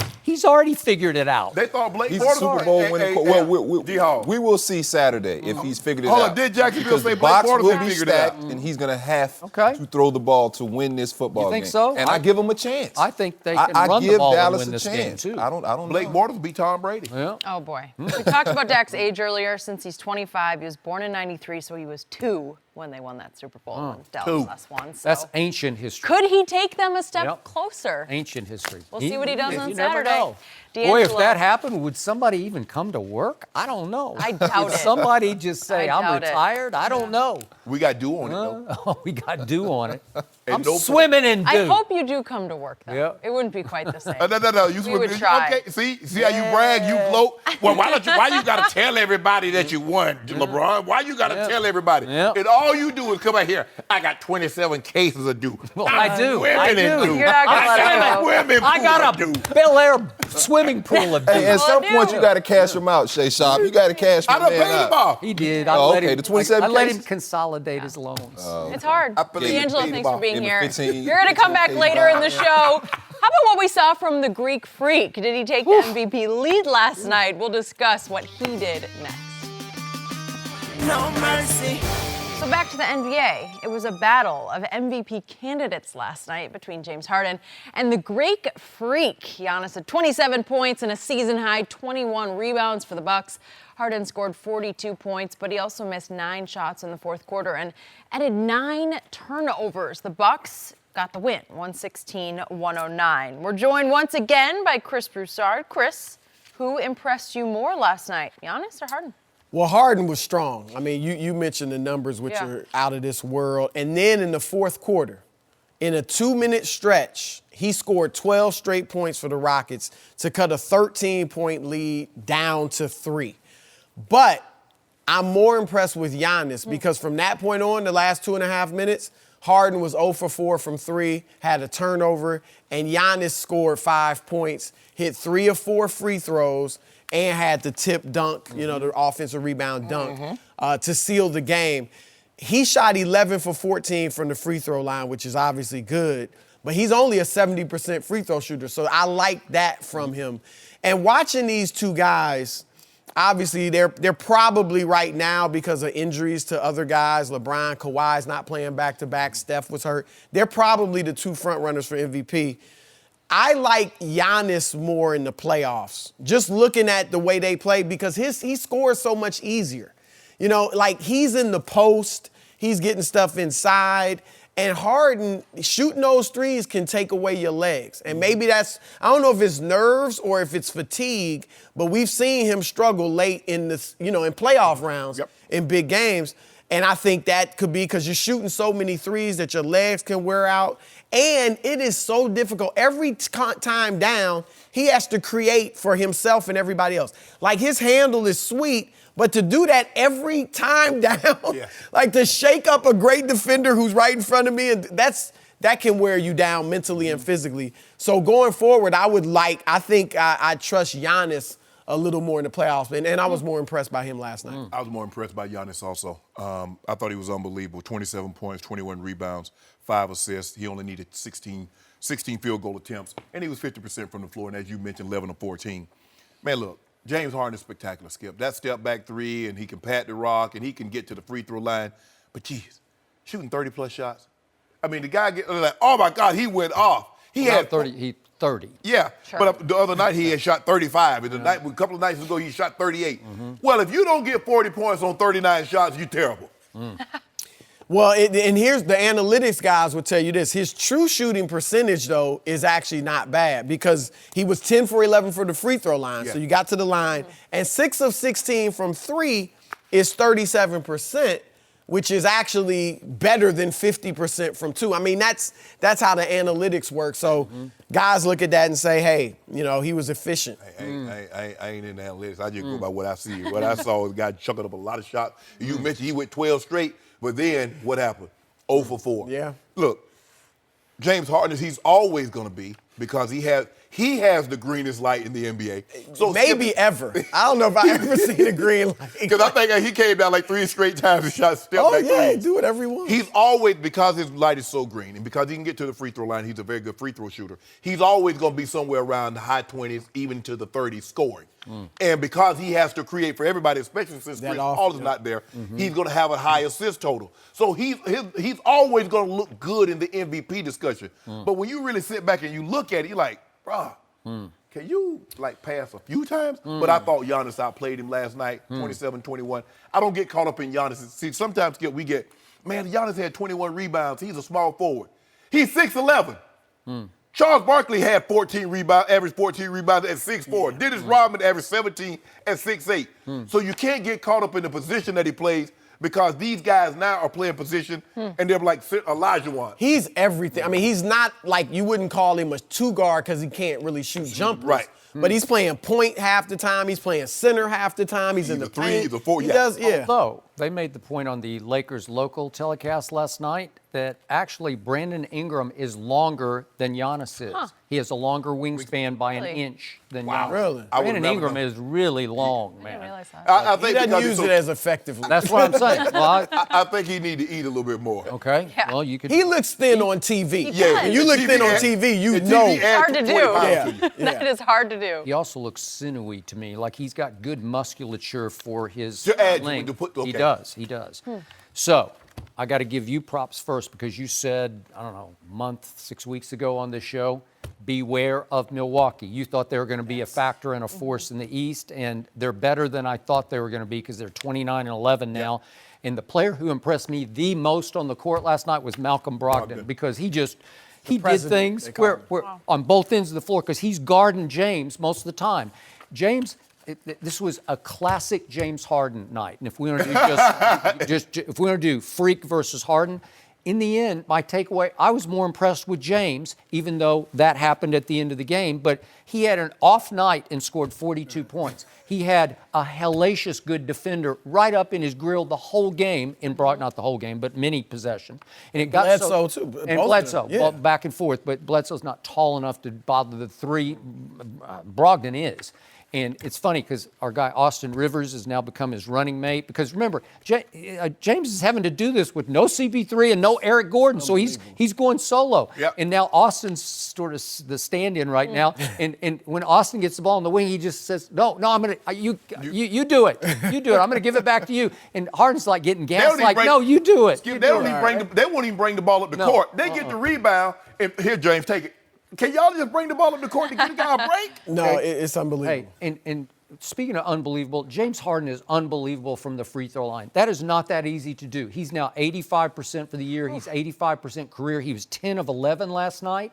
He gets the calls, but he takes full advantage of it. He just does. He does. And he had 11 rebounds. That's just not that easy to do. Yeah, a lot in the fourth, too. Okay, well, he got a lot. And he always has 8, 9, it's just going to happen because that's who he is. That's how he plays. Yeah. But he lives and he dies from the three-point line. In the end, when you break it all down, that's who he is. He is a step-back three-point shooter. That's how he is going to shoot you out of the building or shoot you back into the game. So he's got Brogdon all up in him, and he tries 4 highly contested threes down in the last 2 minutes, and he missed all 4 of them. And they weren't really close, but they were highly contested. You can do that to him.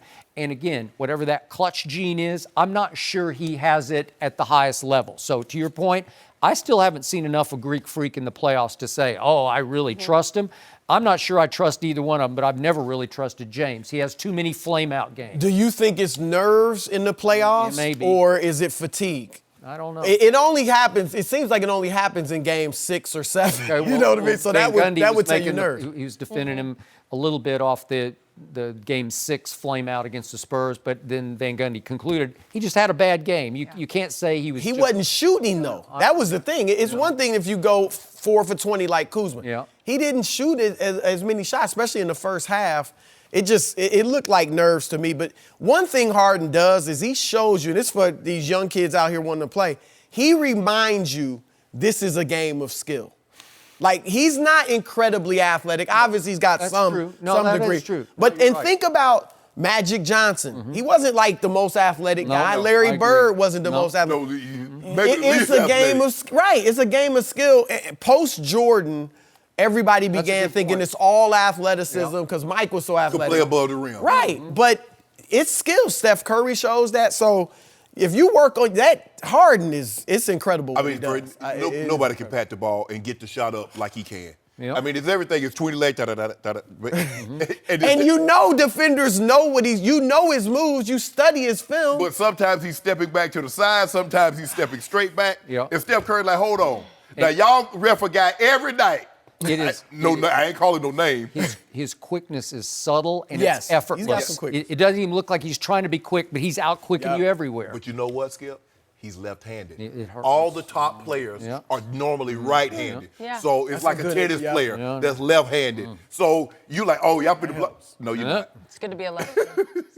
That's me. Oh, look at there we go. That was Look your at secret? It was my secret. Left-handed. Ninja Jenny today. Ninja Jenny. Watch out. Let's see if he can continue his streak, too. At least 30 points in 14 straight games. He tied 14 T-Mac. straight games. T-Mac in 2003. Yeah, so 2003, Only right. We'll see if we can keep it going. Kobe more? Whew. Kobe had more. Well, to 03, did Kobe do it before No. that? This was just, 03 is the last record. McGrady. Yeah, McGrady. Well, it's the lefties. We'll leave it at that. Chris, thanks for joining us. Good to have you. Will Tom Brady get another playoff win on Sunday? D'Angelo Hall, well, he's going to make his pick next. No mercy. The Patriots are a 4-point favorite at home against the Chargers on Sunday. The Chargers have 2 big factors going against them. Tom Brady, well, he's 7-0 all-time against Philip Rivers. And the Patriots have won their last 8 playoff games at Foxborough. We're joined once again by D'Angelo Hall. D'Angelo, you look at those numbers, it'd be hard to go against the Patriots, but who you got? Who wins Sunday? I mean, I got the Patriots, and the only reason I have the Patriots, this is probably over the last 10, 12 years, the first time that people actually think that New England could lose. Right. And I'm one of those people. I think that they have a legitimate chance to lose this football game.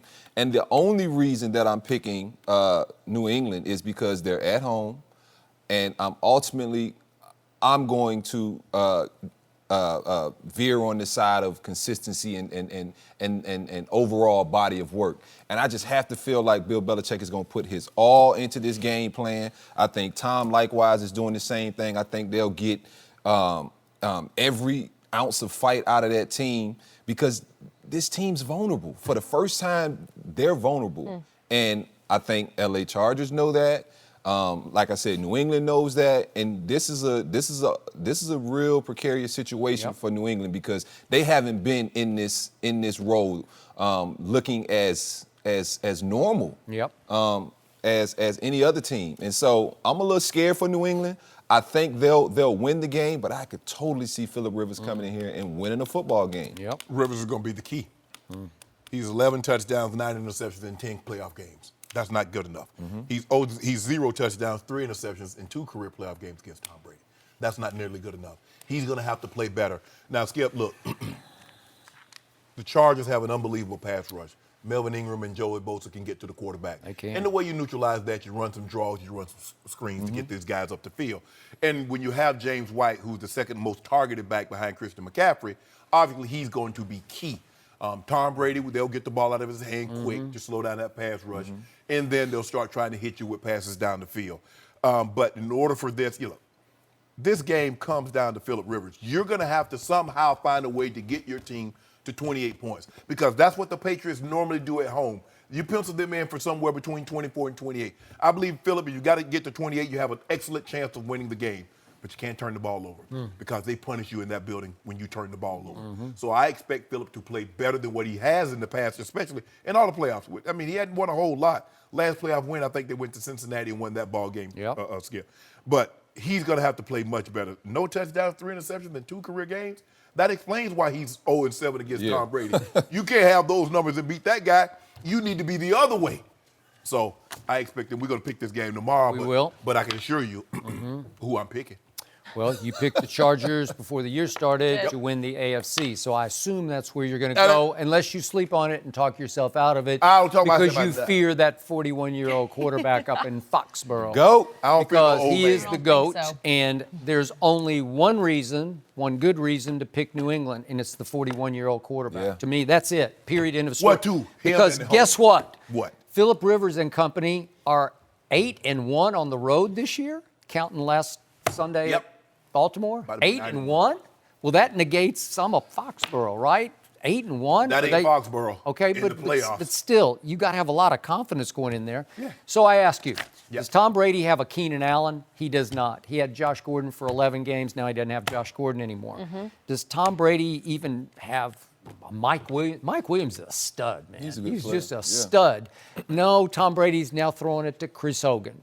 7-Eleven not always open anymore, right? I don't know about that. He did have 10 targets the last game, though. Tom Brady doesn't even have an Antonio Gates because there's more left in Gates than there is in That's Tom Brady's Gronkowski. fault. I wouldn't say that. I don't know. Hold on, D-Hall. but wait a second. More left than Gates than.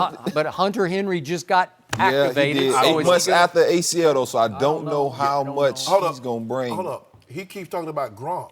That's Tom Brady's fault. Because who went up there when Gronk said he's going to retire? Who also went upstairs to Mr. Kraft's office and said, no, I want you to keep Gronk? He's loyal to his Oh, okay, friends it and is. teammates. So I He's don't want to loyal. hear nothing about Gronk is old and Frankenstein. I'm just- Because you could have prevented this. I'm spitting facts back at you. He's just a shell of himself. Did And Tom- you think that also. Did Tom Brady want it? Okay, whatever. This is what she's got to work with now. Sony Michel's been pretty good, but Melvin Gordon made the Pro Bowl. And I know he's been a little dinged. He's had a knee. Both his knees been a little off, but still, he's Melvin Gordon. He's really good. He caught 50 balls this year. That's pretty great. And Mike Pouncey made the Pro Bowl as the center for in the Chargers offense.